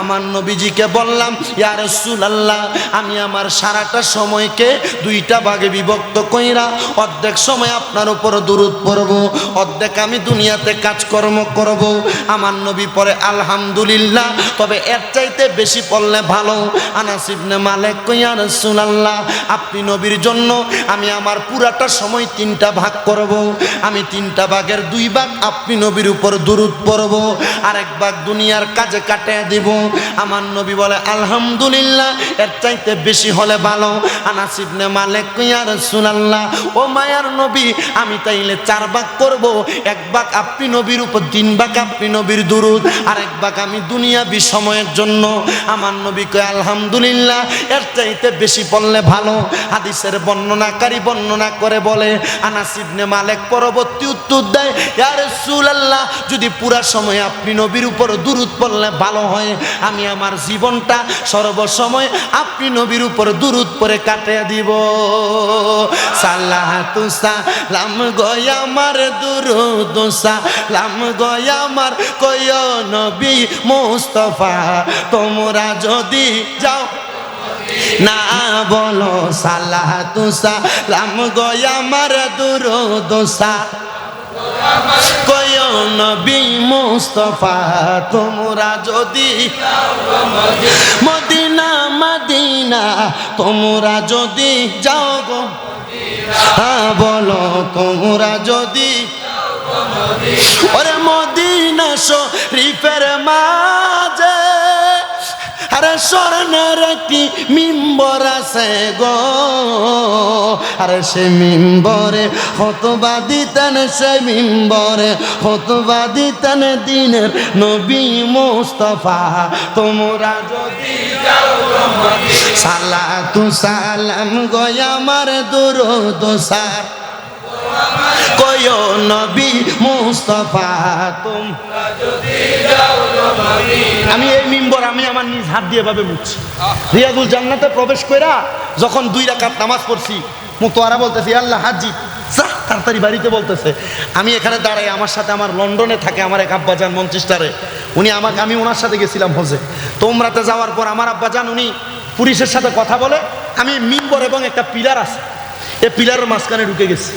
ঢুকে আমি আবার আল্লাহু আকবার বলে নামাজে দাঁড়িয়ে গেছি। কারণ আমাকে রিয়াদুল জান্নাতে বেশিক্ষণ নামাজ পড়তে হবে। কেন পড়তে হবে? আমি বেশিক্ষণ নামাজ পড়তে পারলে, কারণ আমার নবীজি বলছেন মা বাইনা বাইতি মিম্বারি রওযাতুম মিন রিয়াদিল জান্নাহ। নবীজির রওজা থেকে নবীজির হুজরা মুবারক পর্যন্ত যে জায়গাটা রিয়াদুল জান্নাহ, জান্নাতের একটা টুকরা, জান্নাতের একটা অংশ। এজন্য নামাজে দাঁড়াইছি, 2 করে 8 রাকাত নামাজ পড়ছি। আলহামদুলিল্লাহ। জোরে পড়েন, জোরে। আমার এক ভাই আছে হানিফ ভাই, উনি এখন ওই জায়গায় আছে। ওনার কাজ হলো রিয়াদুল জান্নাহ পরিষ্কার করা। উনি মাঝে মাঝে একবার দৈনিক একবার হইলো কল দেয়, দিয়া জান্নাহ রিয়াদুল জান্নাহ পরিষ্কার করে। আল্লাহ রাসূলের রওজা আমার ফোন দিয়া দেখে, প্রত্যেক সময় দেখায়, প্রত্যেক সময় দেখায়। আমি চিন্তা করলাম ইয়া রাসূলুল্লাহ, জীবনে একবার দেখার শখ ছিল, আর রাসূলের রওজার সামনে দাঁড়িয়ে বলছি ইয়া রাসূলুল্লাহ বারবার যেন আপনার রওজা দেখতে পারি, আপনি সেই কবুল করেন। আমি চিন্তা করলাম মনে হয় হানিফ রে দিয়ে আল্লাহ কবুল করাইছে, বারবার দেখায়। এর বাড়ির মধ্যে আল্লাহ রাসূলের রওজা মুবারক মুসার যেই কি বলে এই তো টাওয়ালগুলো এর বাড়িতে আছে। আলহামদুলিল্লাহ পড়বেন না? বাংলাদেশের বউ হাদিস আপনারা যখন যায় রিয়াদুল জান্নাতে একবার যাওয়ার পর তৃপ্তি মিঠায় না, তো তৃপ্তি যখন মিঠায় না, এর সাথে পরিচয় হলে আরেকবার ঢুকাই দেয়, ঢুকতে হবে, তখনও ওইখান দিয়ে ঢুকার ব্যবস্থা করে দিয়েছে। আলহামদুলিল্লাহ পড়েন না? আপনি চিন্তা করে দেখছেন কি মোহাব্বত? আমি চিন্তা করি আর ভাগ্য কত ভালো। আমার কয় ভাই আমি আমার জীবনে কি করছি জানি না, হয়তো এমন কোনো নেক আমলের কারণে আল্লাহ তাআলা আমারে এই রিয়াদুল জান্নাহ পরিষ্কার করার দায়িত্ব দিয়েছে। আপনি চিন্তা করে দেখছেন রিয়াদুল জান্নাহ পরিষ্কার করে, আপনি চিন্তা করে দেখছেন আল্লাহ রাসূলের রওজা মুছে, রাসূলের পাকের রওজার উপর দিয়ে একটা ফাঁকা দেখেন না, ফাঁকা একটা দড়ির মতো নাইমা আছে। এর এক ভিডিও আছে, রিয়াদ এই আল্লাহ রাসূলের রওজা মুবারকের যে দড়ি, এটা দিয়ে ধইরা নামছে, নাইমা এগুলাকে মুছছে, পরিষ্কার করছে। এর ভাগ্য কত ভালো, নসিব কত ভালো। আমি চিন্তা করে দেখছেন, আমি আল্লাহর কাছে বলি বারবার, আল্লাহ আমাদেরকে বারবার নেন, আর যদি সম্ভব হয় মদিনাতে মরণ দিয়েন, যদি সম্ভব হয় জান্নাতুল বাকিতে আমার দাফন দিয়েন। এছাড়া দুনিয়ার জীবন জিন্দিগি সব নরমালি চলবে আপনার। ওরে মদিনা শরীফের মাঝে আরে স্বর্ণের একটি মিম্বর আছে রে, আরে সে মিম্বরে খুতবা দিতেন, সে মিম্বরে খুতবা দিতেন দিনের নবী মুস্তাফা। তোমরা যদি যাও গো মদিনা, বলেন সালাতু সালাম গো আমার দুরূদ সালাম গো আমার কয় নবী মুস্তাফা। তোমরা যদি যাও গো মদিনা, বলেন তোমরা যদি যাও গো মদিনা, সালাতু সালাম গো আমার দুরূদ সালাম গো আমার কয় নবী মুস্তাফা। তোমরা যদি যাও গো মদিনা, আর মদিনা শরীফের মাঝে আরে স্বর্ণের একটি মিম্বর আছে গো, আরে সে মিম্বরে খুতবা দিতেন দিনের নবী মুস্তাফা। তোমরা যদি যাও গো মদিনা, তোমরা যদি যাও গো মদিনা, মুসলমান হযরতে মকবুল আহমদ শারহিন বলেন, আমার নবী আমার কাছে এই কথা বলে বিদায় হয়ে গেছে। নবী আমার বলেছে পরিবারকে সময় দেওয়ার জন্য, পরিবারকে মায়া করার জন্য। আমি আমার পরিবারকে সময় দেই, আমি আমার পরিবারকে মায়া করি। পরিবারকে যখন সময় দেই, আমি যখন মায়া করি, আমি আমার নবীর দিদার আর পাই না। আমার বয়স যাইতে যাইতে 75 বয়স, যাইতে যাইতে 80 বছরে উপনীত হয়ে গেছে। রাহমাতুল লিল আলামিন নবীজি, মদিনার কামলিওয়ালা দয়াল নবী আমারে আর দেখা দেয় না। আমার একটা সন্তান জন্ম নিছে যার বয়স 16 বছর বয়স। আমার সন্তান জন্মের পর থেকে আমি সুলতান মকবুলকে দেখেছে। আমি আমার নবীজির জন্য বড় পাগল পারা। আমার স্ত্রী আমার সন্তান জন্ম দেওয়ার পর ইন্তেকাল করেছে। ইন্তেকাল করার পরে আমি আর বিবাহ করি নাই। আমি আমার স্ত্রীর জন্য ধৈর্য ধারণ করেছিলাম। আমার নবী বলে, দুনিয়াতে কোনো স্বামীর যদি স্ত্রী মারা যায়, ওই স্বামী যদি তার স্ত্রীর কথা চিন্তা করে আর বিবাহ না করে, আমার আল্লাহ তাআলা ওই স্বামী স্ত্রীকে জান্নাতের মধ্যে আবার বিবাহ করাবে। বিবাহ করা না জায়েজ না? জায়েজ। কিন্তু যদি কোনো স্বামী তার স্ত্রীর জন্য ধৈর্য ধারণ করে দুনিয়া জীবনটা মোহাব্বতে কাটায় দেয়, তাহলে আল্লাহ তাআলা এই জামাই বলে আবার জান্নাতে বিয়ে করাবে। আবার কোনো স্ত্রী স্বামী ইন্তেকাল করার পর বিবাহ ইদ্যত পালনের পর 4 মাস 10 দিনের পর জায়েজ। 4 মাস 10 দিন কোনো মহিলার স্বামী যদি মারা যায়, মাসালা কিন্তু কোনো মহিলার স্বামী মারা গেলে 4 মাস 10 দিন পরে ওই মহিলা ইদ্যত পালন করবে। 4 মাস 10 দিন ঘরের বাইরে বের হবে না। ইদ্যত পালন করার পর এই মহিলা আবার বিবাহ বসতে পারবে। কিন্তু যদি কোনো মহিলা বিবাহ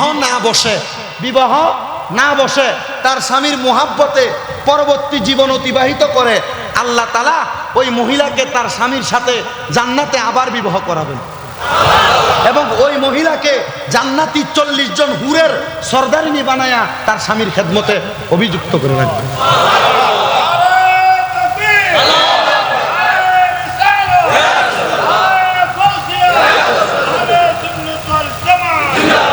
তাই কোনো পুরুষের যদি স্ত্রী মারা যায়, যদি চরিত্র হেফাজত না করতে পারেন, বিবাহ করবেন।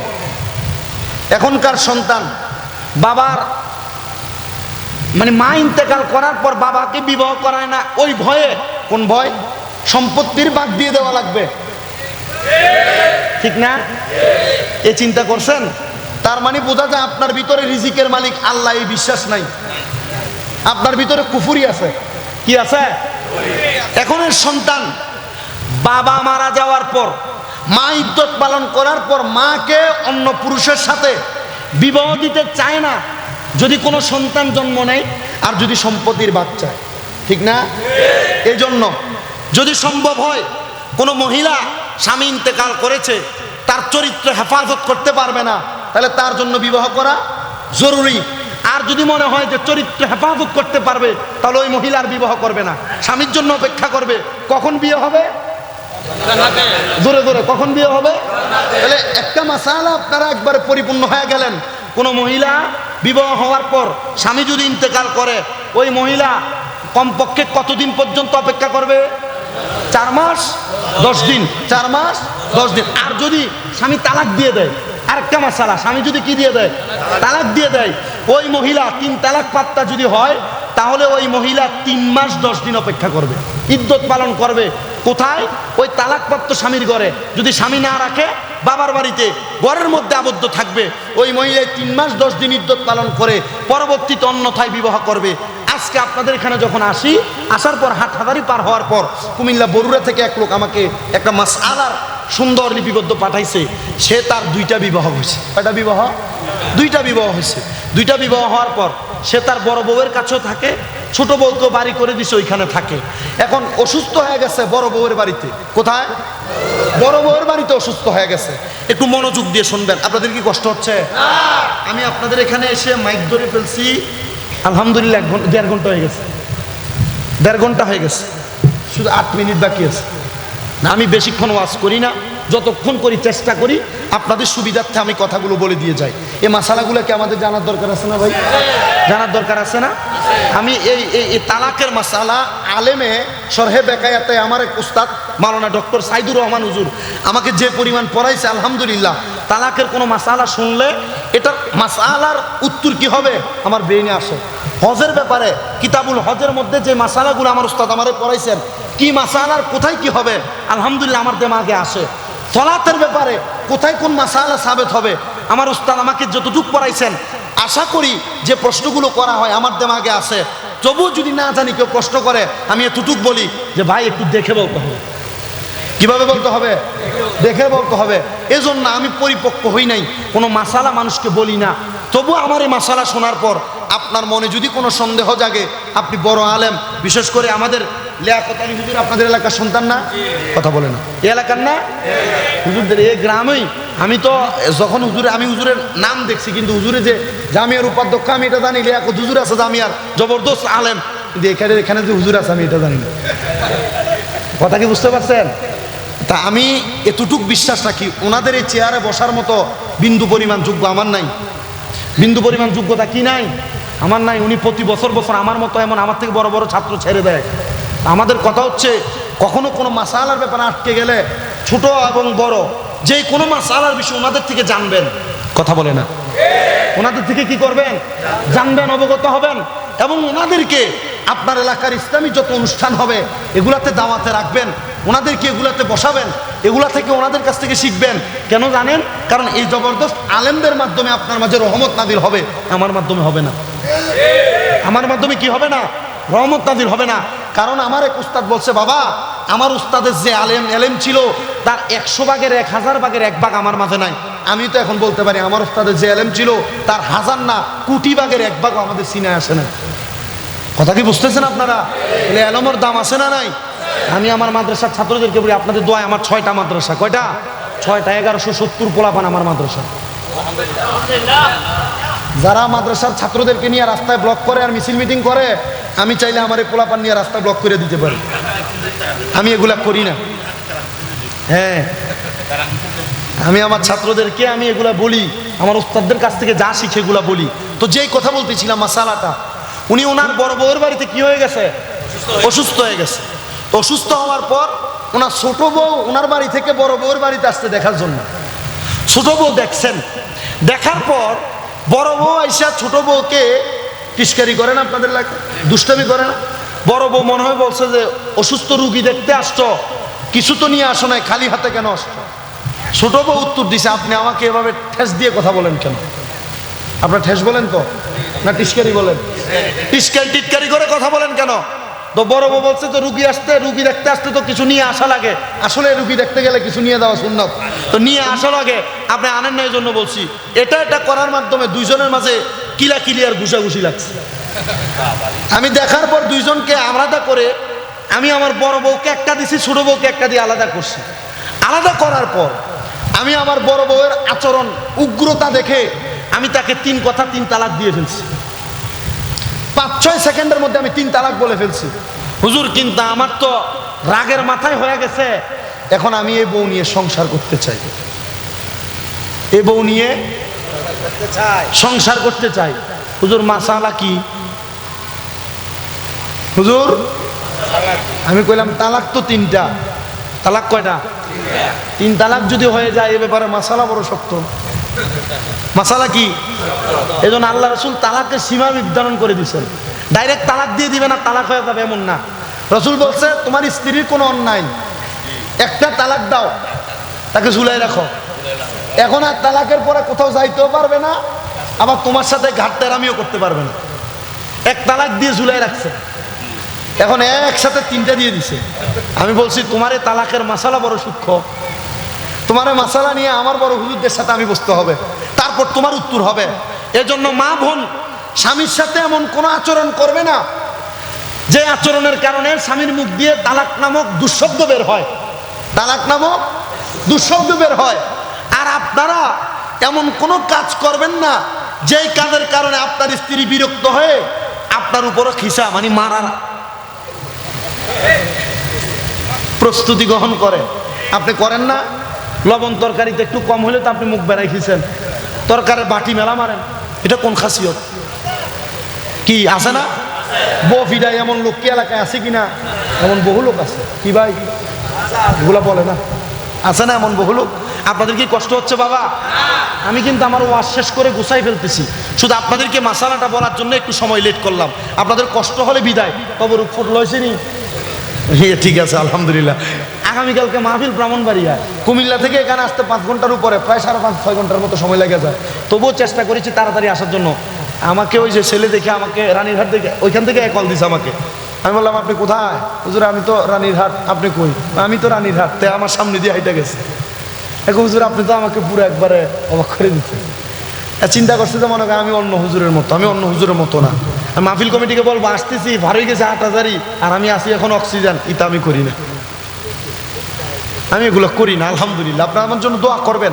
আমি চেষ্টা করি মাহফিলে নির্দিষ্ট সময় যাইতে, মাঝে মাঝে লেট হয় আর কি, লেট করি না কোথাও। আল্লাহ আল্লাহ এই দিকটা যেন ওয়াদা, এই জবান যেন ঠিক রাখতে পারি। আপনারা দোয়া করবেন না আমার জন্য? আপনারা আমার 3টা জিনিসের জন্য দোয়া করবেন। আমি আপনাদের কাছে অস্বাভাবিক অবস্থায় আসছি।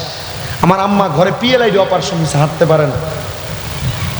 আমার আম্মা PLID অপারেশন হাঁটতে পারে না। আমি নিজে প্রথম 2 মাস আমার আম্মার, আজকেও বলি আমি আমার আম্মার প্রস্রাব পায়খানা পরিষ্কার করি। আমি আজকেও আমার আম্মার যে 2 মাস বেশি অসুস্থ, আমার আম্মা যে খাটে ঘুমাইছেন আমি আম্মার পাশে নিচে শুয়েছি। আমি আমার রুমে ঘুমাই নাই এই 2 মাস, একদিনের জন্য ঘুমাই নাই, আমি আমার পাশে। দ্বিতীয়ত আর একটা, আমার আম্মার জন্য 1 নম্বর দোয়া করবেন আমার আম্মা যেন অতি তাড়াতাড়ি হাঁটতে পারে। 2 নম্বর একটা দোয়া করবেন কখনো যেন মিথ্যা এবং ওয়াদা খেলাফ আমার জবান দিয়ে না হয়। এবং 3 নম্বর একটা দোয়া করবেন আল্লাহ যেন আমার যে মাদ্রাসার ছাত্রগুলো আছে প্রত্যেকটা ছাত্রকে যেন এলেম দিয়ে সিনাতে কোরআন দিয়া পুরোটা ছাত্রের সিনাটাকে যেন ভরপুর করে দেয়।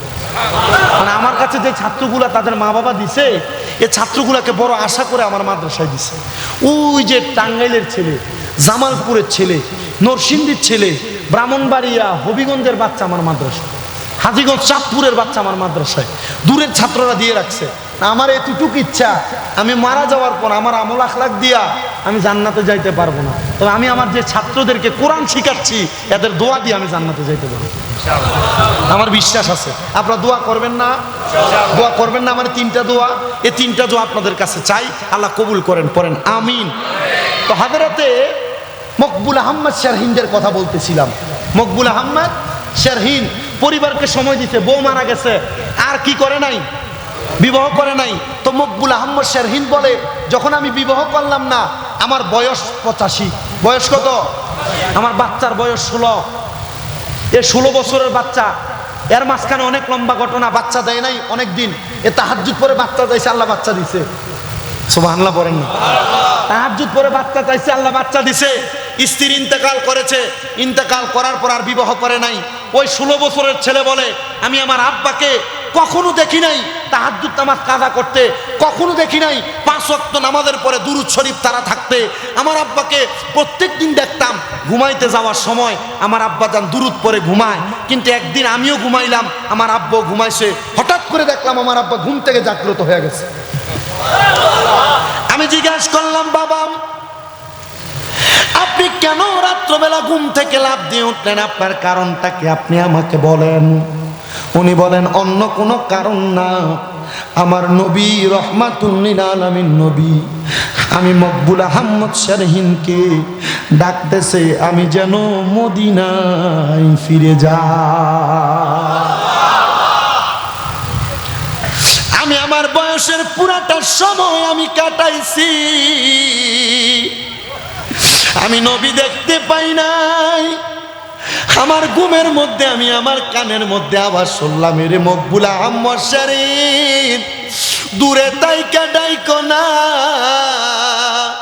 মদিনাতে আইসা আমি নবীরে ডাক দাও রে, আমি নবীর দিদার পায়া যাইবা।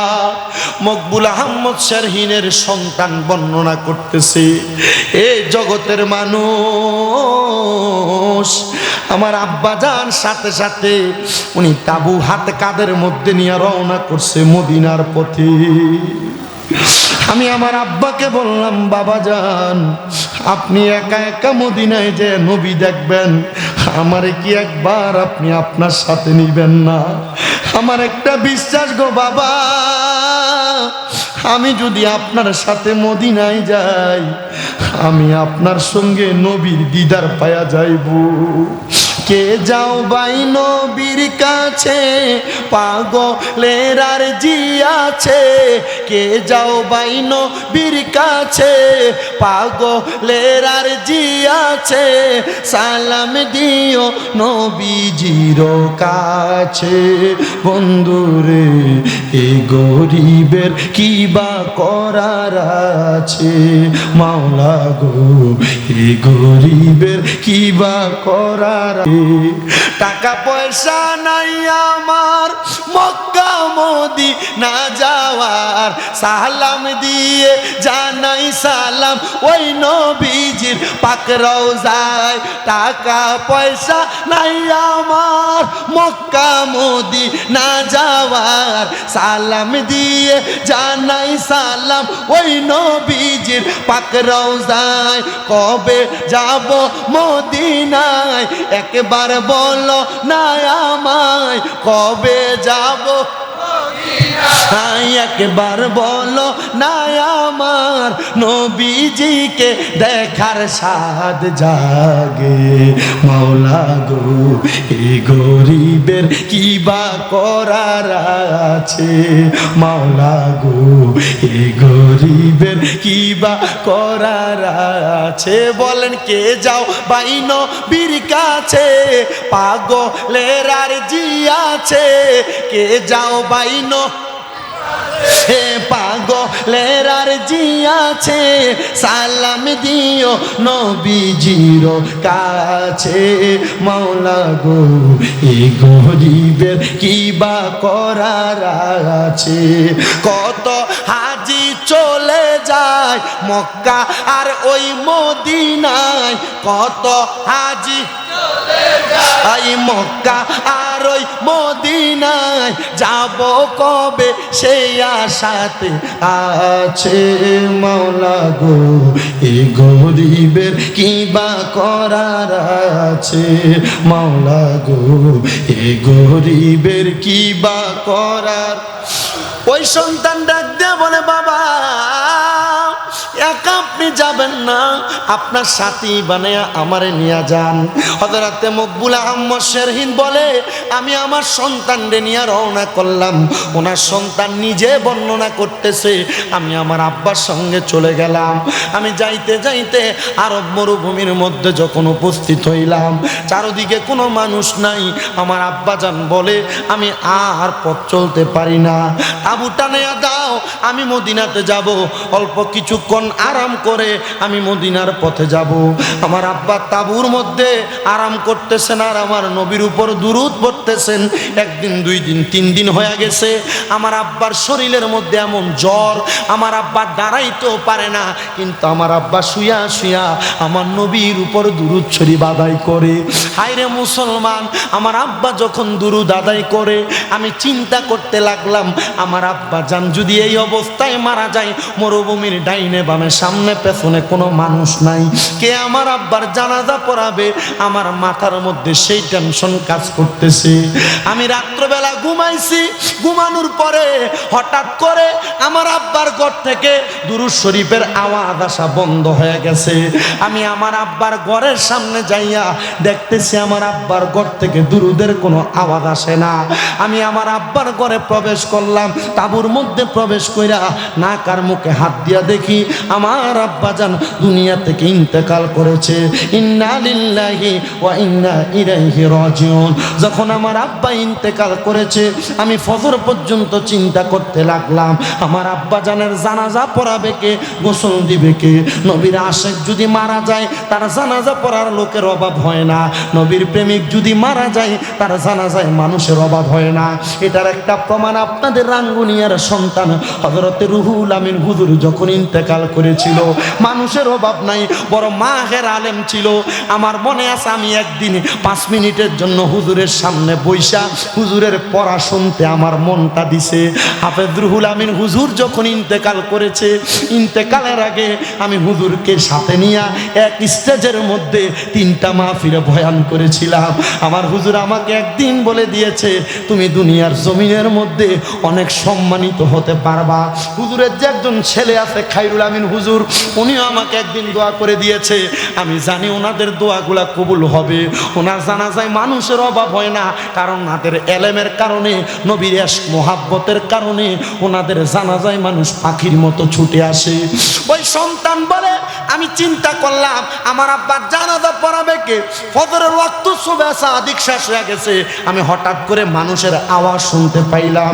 আমি তাঁবু থেকে বের হয়ে দেখি দলে দলে মানুষ চারদিক থেকে আমাদের তাঁবুর সামনে আসতেছে। আমি কোনো কথা বললাম না, মশক ভর্তি পানি নিয়ে আইসা আমার আব্বারে তারা নিজে গোসল দিছেন, আমার আব্বার জানাজায় দাঁড়াইছেন। আমাকে সামনে দিয়ে বলে তুমি তোমার আব্বার জানাজা পড়াও। আমি পড়াইলাম। সবাই জানাজা পড়াইয়া আমার আব্বারে ওই জায়গার মধ্যে দাফন করে দিয়েছেন। আপনাদের দোয়ার বরকতে আমি ওই মকবুল আহমদ শেরহিন্দের মাজার জিয়ারত করেছি ভারতে। আপনাদের দোয়া 1 বার 2 বার না 43 বার ভারতে মাহফিলে আমি সফর করেছি। ওই মকবুল আহমদ শেরহিন্দের মাজারের কাছে দেয়া দেখি মানুষ বেশি নাই, তবে কখনো মাজার মানুষ ছাড়া থাকে না। যখনই গেলাম যে দেখলাম একজন না একজন মানুষ মাজারটাকে জিয়ারত করে। যারা বলে মাজারে যাওয়া বেদাত, মাজারে যাওয়া ভণ্ডামি, মাজার করে এটা শিরিক বেদাতের কাজ, এরা জানে না দুনিয়ার কোনো মানুষ যদি মাজারের কাছে না যায় আল্লাহ রহমতের ফেরেশতারা মাজার জিয়ারত করবে। মাজারে যাবেন, জিয়ারত করবেন, বলে হুজুর বেদাত শিরিক, সেজদা করবেন না, শিরিক হবে না, কথা বলে না। আলা হযরত তো বলতেছে তোমরা তোমার মাজারে সুমাও দেওয়ার দরকার নাই, কেন? তোমার পাপী মুখ মাজারে লাগাও কেন? আলা হযরতের কথা না? যাও মাজারে। আমি আজকে গৌসুল আজমের দরবারে গিয়ে আসছি, তো আমি বলে আসছি আমার আম্মু অসুস্থ, আল্লাহ উনি যদি আপনার খাস বন্ধু হয়ে থাকে ওনার উসিলা আমার মারে মাফ করে দেন। আমি আল্লাহর কাছে দোয়া করছি, আমার বিশ্বাস আমার আব্বা মুজিবুল ওসম একবান্ডারি হুজুরের ভাই, আমার দাদু ছিলেন আবার শফিউল বজর মাঝবান্ডারি হুজুরের ভাই। আমার পানে খুঁজে মাঝি ভান্ডার, দিলে খুঁজে মাঝি ভান্ডার, নিন্দা করলে কি ক্ষতি আমার। হায়রে নিন্দুকেরা নিন্দা করে, নিন্দুকেরা নিন্দা করে, স্বভাব তার নিন্দা করলে কি ক্ষতি আমার। আমার প্রাণে খুঁজে মাঝি ভান্ডার, দিলে খুঁজে মাঝি ভান্ডার, নিন্দা করলে কি ক্ষতি আমার। আইরে নিন্দুকেরা নিন্দা করে, নিন্দুকেরা নিন্দা করে, নিন্দা করা স্বভাব তার, নিন্দা করলে কি ক্ষতি আমার। এই জন্য আল্লাহর ওলিদের নুরানি সোহবত আমাদের সিনায় দরকার। আপনাদের কষ্ট হইতেছে না? বেশি দেরি হয়ে যাচ্ছে, আমি শেষ করে দিচ্ছি বাবা, আমি বেশি দেরি করার তো পক্ষেও না। আল্লাহ যতক্ষণ আপনারা বাবা তাড়াতাড়ি যান গা, আপনারা চলে গেলে তো আমার ওয়াজ শেষ। আচ্ছা ঠিক আছে,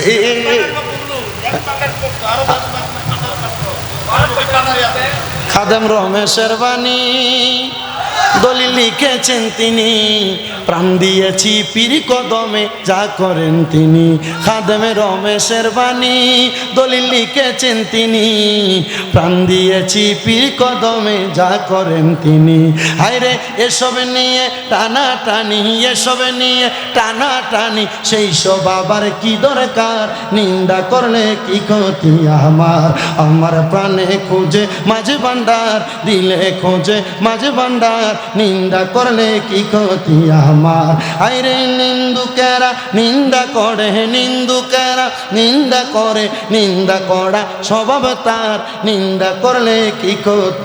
শোনো যত বন্ধুগণ নিন্দুকেরে তোমরা কবু ভেব না দুশ্মন। শোনো যত বন্ধুগণ নিন্দুকেরে তোমরা কবু ভেব না দুশ্মন। তারা তরিকতের ধোপার মতো, তরিকতের ধোপার মতো দুয়ে করুক পরিষ্কার, নিন্দা করলে কি ক্ষতি আমার, নিন্দা করলে কি ক্ষতি আমার। আমার প্রাণে খোঁজে মাঝে ভান্ডার, দিলে খোঁজে নিন্দা করলে কি ক্ষতি আমার, নিন্দা করলে কি ক্ষতি। করুক না নিন্দা, নিন্দা করলে কি হবে? মাঝ ভান্ডারের যিনি আওলাদের রাসূল আছে ওনারা একটু রহমতের ছায়া দিলেই তো না যা। এই কথা বলেন না, ঠিক কিনা? শুধু কি বলছে মাঝ ভান্ডার আওলাদের রাসূল আসতেছে, যাবেন না চট্টগ্রাম জামিয়ার ময়দানে আওলাদের রাসূলের নূরানি চেহারা দেখতে যাবেন না? মিলাদুন নবীর জশ্নে জুলুসে যাবেন না? দেখবেন এরা বেদাত ছতুয়া দেয় আবার বিরিয়ানির ফোকলার জন্য এভাবে হাত বাড়া। এ কথা বলেন না, ঠিক কিনা? এই সুন্নিরা কেন মিলাদুন নবীর জুলুস করো? বলে কারণ একটা, আমরা রাসূলকে দেখি নাই জামিয়ার ময়দানে, আওলাদের রাসূলকে দেখে কলিজা ঠান্ডা করার জন্য জশ্নে জুলুসে আমরা যাই। কথা বলেন ঠিক কিনা?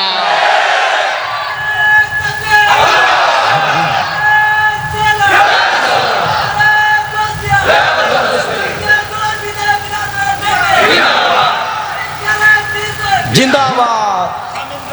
আর কওয়া লাগতো না। जबकि सरकार तशरीफ लाने लगे और गिलमा भी खुशियाँ मनाने लगे, जबकि सरकार तशरीफ लाने लगे और गिलमा भी खुशियाँ मनाने लगे।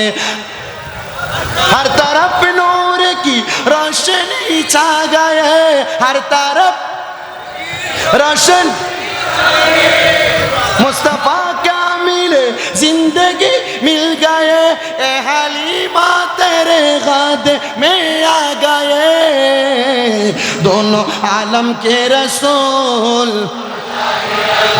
दोनों आलम के रसूल अल्लाह ही अल्लाह बोलो अल्लाह ही बोलो बोलो अल्लाह ला जश्ने आमद रसूल अल्लाह ला बीबी आमिना की फूल अल्लाह ही अल्लाह बोलो बोलो अल्लाह बोलो अल्लाह ला जश्ने आमद रसूल जोरे बोलो जश्ने आमद अल्लाह ला बीबी आमिना की अल्लाह सलातुन या रसूल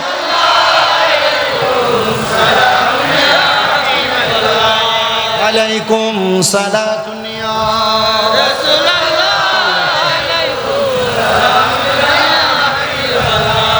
मुसलमान ईमानदार ওই সন্তানের বাবা ইন্তেকালের পরে মানুষ নিজেরা গোসল দিয়া জানাজা পড়ে যখন চলে যায় ছেলে চিন্তা করে মানুষ আসলো কোথা থেকে কাউকে খবর বলি নাই তার মানে নবীর আশেক মারা গেলে জানাজার খবর বলা লাগে না মাইকিং করা লাগে না ফেসবুকে পোস্ট করা লাগে না প্রচার করা লাগে না নবীর প্রেমিকের জানাজার এলান আমার নবী করে দেয় বলে হুজুর কেমনে করে দেয় নবী থাকে মদিনায় নবী জানে কেমনে নবীর আশেকের খবর নবী জানে কথা কম জানে কি না বলে হুজুর কেমনে জানে এবার ওই ছেলে বলে আমি একজনকে ডাক দিলাম এ ভাই আপনি কেমনে জানলেন আমার আব্বা এখানে মৃত বলে আমি জানি নাই রহমতের নবী জানাইছে ছেলে বলে অবাক হয়ে গেলাম রহমতের নবী কেমনে জানাইলো বলে আমি গতকালকে রাত্রবেলা ঘুমাইছি আমার নবী আমার স্বপ্নে আসছে নবী আমার ডাক দিয়া কয় আমায় নবীর একজন সাচ্চা পাক্কা আশেকের যদি জানাজা পড়তে চাও তাইলে তোমরা অমুক জায়গায় অমুক সময় উপস্থিত হয়ে যাও আমি ফজরের নামাজে গেলাম মসজিদের ইমামের কাছে স্বপ্নের ব্যাখ্যা জানতে চাইলাম ও ইমাম সাহেব আমি স্বপ্ন দেখলাম রহমতের নবী বলতেছে অমুক জায়গায় একজন নবীর আশেকের জানাজা পড়ার জন্য যাইতে ইমাম কয় আমিও তো দেখছি ইমাম সাহেব মুসল্লির সাথে কথা বলে আরেকজন বলে হুজুর আমি সেম স্বপ্ন দেখেছি আরেকজন বলে হুজুর আমিও দেখেছি ইমাম বলে অন্যদিন মসজিদে যত মুসল্লি তার চাইতে 10 গুণ মুসল্লি জিজ্ঞাসা করলাম তোমরা সবাই কি একই স্বপ্ন দেখেছো তোমাদেরকে তো কোনোদিন এত মুসল্লি দেখি না তোমরা আসলা কিভাবে বলে আমরা একই স্বপ্ন দেখেছি নবী বলেছেন যদি তোমরা আমি নবীর একজন আশেকের জানাজা পড়তে চাও ওই জায়গায় চলে যাও নবীর কথা মোতাবেক তোমার আব্বার জানাজার নামাজে আমি হাজির হয়ে গেছি আমরা এই জন্য জানাজা পড়েছি ওই ছেলে বলে তার মানে আমার আব্বা নবীর দুরূদ পড়তো সব নামাজের পরে আমার আব্বা নবীর দুরূদ পড়তো ঘুমানোর আগে আমার আব্বা তাহাজ্জুদ নামাজ পড়তো নবীর দিদার পাওয়ার জন্য এখন আমার দেখতে হবে আমার আব্বা মারা যাওয়ার সময় নবীর দিদার পাইছি কিনা সারা জীবন নবী নবী বলে কাঁদলো নবী দেখলো কিনা এটা একটু দেখার দরকার আছে বলে এবার আমি মুরাকাবা করতে লাগলাম এ মৌলবীরা যারা বলো পীরের কাছে যাওয়া যাবে না এ পীরের কাছে না গেলে মুরাকাবা কি বুঝবা কেমনে মোরাকাবা কেমনে করে পীরে শিখাইবো মোরাকাবা কেমনে করে খানকা শিখাইবো মোরাকাবা তোমার আব্বা তোমার শিখায় নাই তোমার আম্মা তোমার শিখায় নাই মোরাকাবা আউলিয়া কেরাম শিখায় বলে হুজুর তাহলে পীরের কাছে কেন যাব আল্লাহ কোরআনেই তো বলে আতিউল্লাহ ওয়া আতিউর রাসূল ওয়া উলিল আমরি মিনকুম আয়াতের খণ্ড বিশেষ বললাম আল্লাহ কয় যদি আমার ইতাআত করতে চাও রাসূলের ইতাআত করো রাসূলের ইতাআত করতে চাইলে আউলিয়া কেরাম উলিল আমর যারা উলিল আমর কারা মিনান নাবিয়িনা ওয়াস সিদ্দিকিনা ওয়াস শুহাদাই ওয়াস সালিহিন ওয়াল ওয়ালিদাইন এই কথাটা যুক্ত করলাম আলেমগণের কথার খাতিরে কেন কেন কেন কারণ আমার আল্লাহ তাআলার দুনিয়ার জমিনের ভিতরে যারা উলিল আমর 1 নাম্বার নবী 2 নাম্বার সিদ্দিক 3 নাম্বার শহীদ 4 নাম্বার সোলেমানি আল্লাহর ওলিরা আরেক প্রকার উলিল আমর হলো মা বাবা ও বন্ধু গো ও নবীর উম্মতের দল এই 4 প্রকার মানুষের কাছে গেলে 5 প্রকার মানুষের কাছে গেলে তরিকত বোঝার একটা রাস্তা পাইবেন। আমরা নবী পাই নাই, আমরা সিদ্দিক পাই নাই, শহীদ পাই নাই, আউলিয়া পাইছি, মা বাপ পাইছি। এদের মাধ্যমে মুরাকাবা শিখবো। কেমনে মুরাকাবা করবেন? মুরাকাবা করতে হইলে একটা মানুষ কমসে কম 3 মাস হারাম খাইতে পারবে না। কয় মাস? কয় মাস? এবার আমরা যে ভাত খাই, মৌলভী সাহেব হুজুর মানুষ, সব মুসল্লি দাওয়াত দেয়, একজনের ঘরে খাইলাম আর একজনের ঘরে খাইলাম না। হুজুর এর ঘরে খাইছেন, আমার ঘরে খান নাই, খবর আছে? ইমাম সাহেবের চাকরি নট আউট, না আউট, সরি আউট, ইমাম সাহেবের চাকরি আউট, চাকরি থাকবে না। ও হুজুর খান নাই কেন? তাহলে আমি ইমামের মুরাকাবা করার যোগ্যতা নাই। কেন নাই? কারণ আমার ভিতরে হারাম খাবার যাচ্ছে। আল্লাহর কসম করে বলি, আমি যেই মসজিদে খেদাপথের দায়িত্ব পালন করি, আমি আমার মুসল্লিদেরকে বলছি, এ মুসল্লিরা, আমি কোনো হারামখোরের খানা খাই না। যদি কোনো সুদখোর, যদি কোনো গোশখোর, আপনি সুদ খান, গোশ খান, এটা জানেন, জানার পরে আপনি আপনার ঘরে আমার দাওয়াত দিয়ে গোপনে খাওয়ান। যদি আমার কোনো ইবাদত কবুল না হয়, এটার জন্য আপনারে আমি আল্লাহর কাঠগড়ায় দাঁড় করামু। এবার যদি খাওয়ায়, দোষকার? আপনি যদি খাওয়ান, আপনার যে খাওয়ায় ইমাম বাঁচবে। আল্লাহর ওয়াস্তে কোনো সুদখোর ইমামরে দাওয়াত দিয়েন না, কোনো ঘুষখোর ইমামরে দাওয়াত দিয়েন না। বলে কেন? কারণ ইমামের তাকওয়া নষ্ট হয়ে যাবে, ইমামের কলব ফাসিকিতে ভরপুর হয়ে যাবে। যদি ভরপুর হয়ে যায়, ইমাম সাহেব পুরো এলাকার মানুষের নামাজের দায়িত্ব নিয়ে দাঁড়ায়। আনা ইমামুল ইমান হাজারা মাইয়া, এটা বইলা যখন দাঁড়ায়, তো দাঁড়াইলে পুরো এলাকার মানুষের নামাজের দায়িত্ব ইমামের ঘাড়ে। আপনার হারাম খাইয়ে ইমাম নামাজে দাঁড়াইলো, ইমামের নামাজও হবে না, ইমামের না হইলে মুসল্লিরও হবে না। তো মুসল্লি ইমাম সবাই নামাজের না হওয়ার গুনাহকে আপনার কাঁধে নিবেন? হারামখোর, তুই নামাজ ফরজ তো ফরজ, সুদ খাইয়া ফরজ, দরকার কি নামাজ? ওই এক শিল্পী লেখছিল, আজান দিলে সবার আগে মসজিদে যায়, আবার মসজিদের বাইরে এসে সুদের টাকা খায়। নামাজ হইল না রে তোর, নামাজের লইলি না খবর। বর্তমান সমাজে এমন অনেক মসজিদ কমিটি আছে, যেই মসজিদ কমিটির সভাপতি সুদখোর। বর্তমান সমাজে এমন অনেক মসজিদ কমিটি আছে, যে মসজিদ কমিটির সেক্রেটারি ঘুষখোর। বর্তমান সমাজে এমন অনেক মসজিদ কমিটি আছে, যে মসজিদ কমিটির ভিতরে সুদখোর আর ঘুষখোরের অভাব নাই। বর্তমান এলাকায় এমন সর্দার মাতাব্বর আছে, যারা হারাম খায়, যারা মানুষের টাকা মাইরা খায়, মানুষের জমি দখল করে খায়। এমন নেতাও বাংলাদেশে আছে না নাই? ওই জুড়ে বলেন, আছে না নাই? বাংলাদেশের মৌলবীরা সুদের ওয়াজ করা বন্ধ করে দিছে। কেন লেগে দিছে? এটা মৌলবী সাহেব জানে।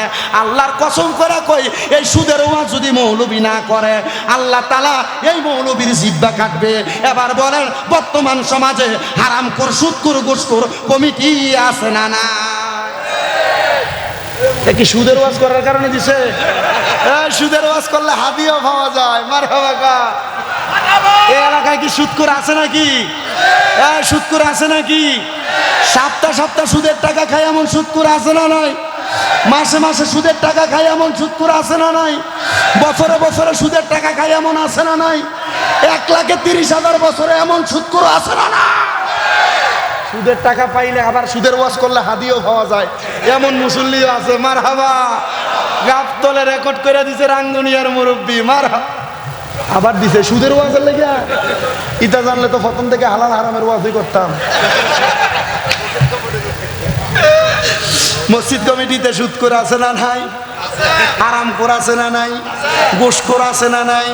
এলাকার সর্দারি করে, আবার ভাই ভাতিদার জমি দখল করে খায় এমন চোর আছে না নাই? এলাকাতে নেতাগিরি করে, মানুষের জমি দখল করে খায় এমন চোর আছে না নাই? মানুষের উপর অত্যাচার জুলুম করে খায় এমন নেতাও আছে না না?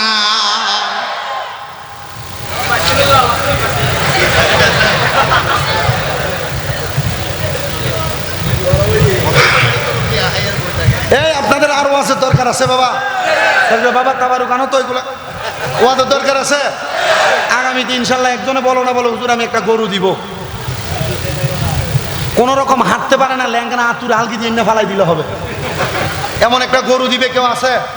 বলো হুজুর আমরা বংশের ভিতরে 10 ভাই, আমরা 10 ভাই মিলে একটা গরু দিয়ে দিব।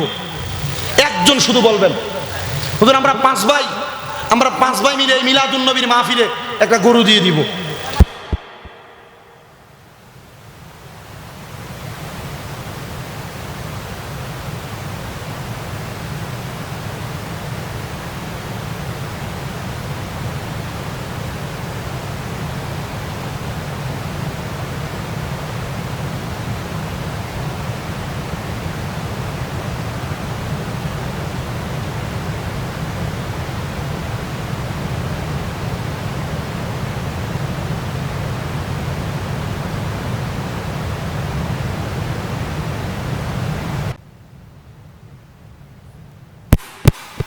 رسوله الكريم ربنا ظلمنا أنفسنا وإن لم تغفر لنا وترحمنا لنكونن من الخاسرين या इलाही रहम फरमा मुस्तफ़ा की वास्ते खुले दे दरवाजाए रहमत गदा की वास्ते रहमतुल लिल आलमीन खत्म रसूल जाने जहां अहमद हामिद मोहम्मद मुस्तफ़ा की वास्ते मबूदो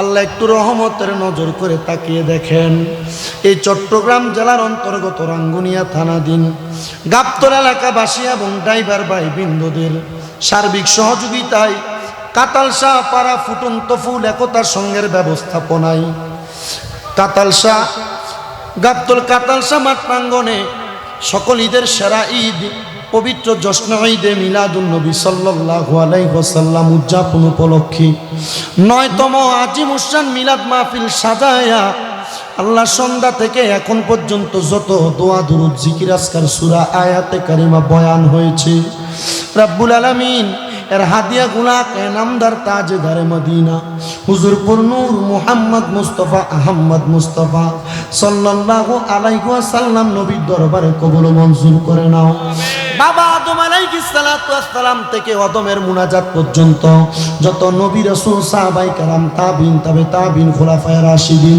সলফে সালিহিন নুজাবান উকবা আব্দুল্লাহ খিয়া সহ হুজুর বড় পীর গৌসে পাক আব্দুল কাদের জিলানীর দরবারে কবুল মঞ্জুর করে নাও আল্লাহ বিশেষ করে ফরিয়াদ তোমার দরবারে আমরা যারা হাত বাড়াইলাম অনেকে আছে যাদের জগতের মধ্যে বাবা নাই যেই বাবা রিকশা চালায়া মাটি কাইটা মাথার গাম পায়ে ফেলায়া সন্তানকে মানুষের মতো মানুষ করার জন্য নিজের রক্তরে পানি বানাইছে এমন আব্বা যাদের অন্ধকার কবরে আল্লাহ আব্বার কবর নাজাতের ফয়সালা করে দেন আল্লাহ কোন সন্তান জানি হাত বাড়াইছে কার জানি দুনিয়ার জমিনের মধ্যে মা নাই মা কবরের বাসিন্দা আল্লাহ যাদের এমন মা কবর দেশের বাসিন্দা আল্লাহ তাদের আম্মার কবর নাজাতের ফয়সালা করে দাও মরিয়া গিয়াছেন আল্লাহ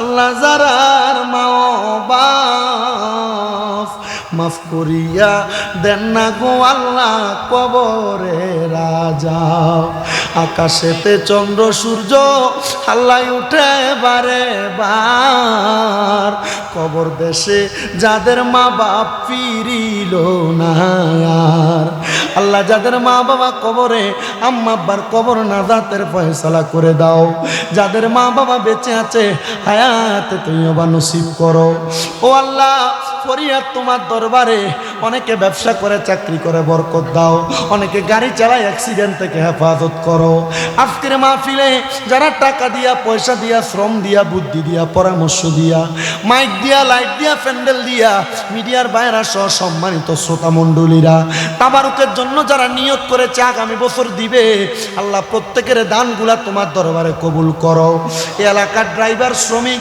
এলাকার কোম্পানি শ্রমিক সহ এলাকাবাসী প্রত্যেকের উপর তোমার খাস রহমত বরকত দান করে দাও অনেক প্রবাসী ভাইয়েরা বিদেশ থেকে দোয়া চায় আল্লাহ আমার প্রত্যেক প্রবাসীদের খাস দোয়াগুলা তুমি কবুল মঞ্জুর করো প্রবাসীদের উপর তোমার খাস রহমত বরকত দান করে দাও আল্লাহ এই মাহফিল 9তম মাহফিল তারা যেন কিয়ামতের আগ পর্যন্ত এই মাহফিল দায়েম কায়েম রাখতে পারে সে তৌফিক দান করে দাও আমার এই ভাইজান ওনার আম্মা আব্বার জন্য দোয়া চাইছে কবুল করে নাও রাব্বুল আলামিন ফরিয়াদ তোমার দরবারে মিলাদুন নবীর জশ্নে জুলুস জামিয়ার ময়দান থেকে আওলাদ রাসূলের সদারতে হবে এলাকার মানুষগুলো পাগল পারা হইয়া রহমতের নবীরে দেখে নাই নবীর আওলাদদেরকে দেখার জন্য ছুটে যাবে মিলাদুন নবীর যত রহমত মিলাদুন নবীর যত বরকত সব কিছু আমরা উম্মতদেরকে দান করে দেন সব কিছু আল্লাহর বান্দা আমাদেরকে দান করে দেন রাব্বুল আলামিন পর্দার অন্তরালে কত মা বোনেরা দোয়া চাই আমার মা বোনদেরকে কবুল মঞ্জুর করেন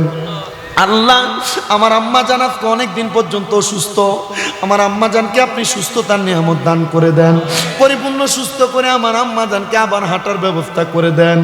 আল্লাহ, আমাদেরকে মরণ দিবা দুঃখ নাই, তবে বেঈমান বানাইয়া মরণ দিয়েন না।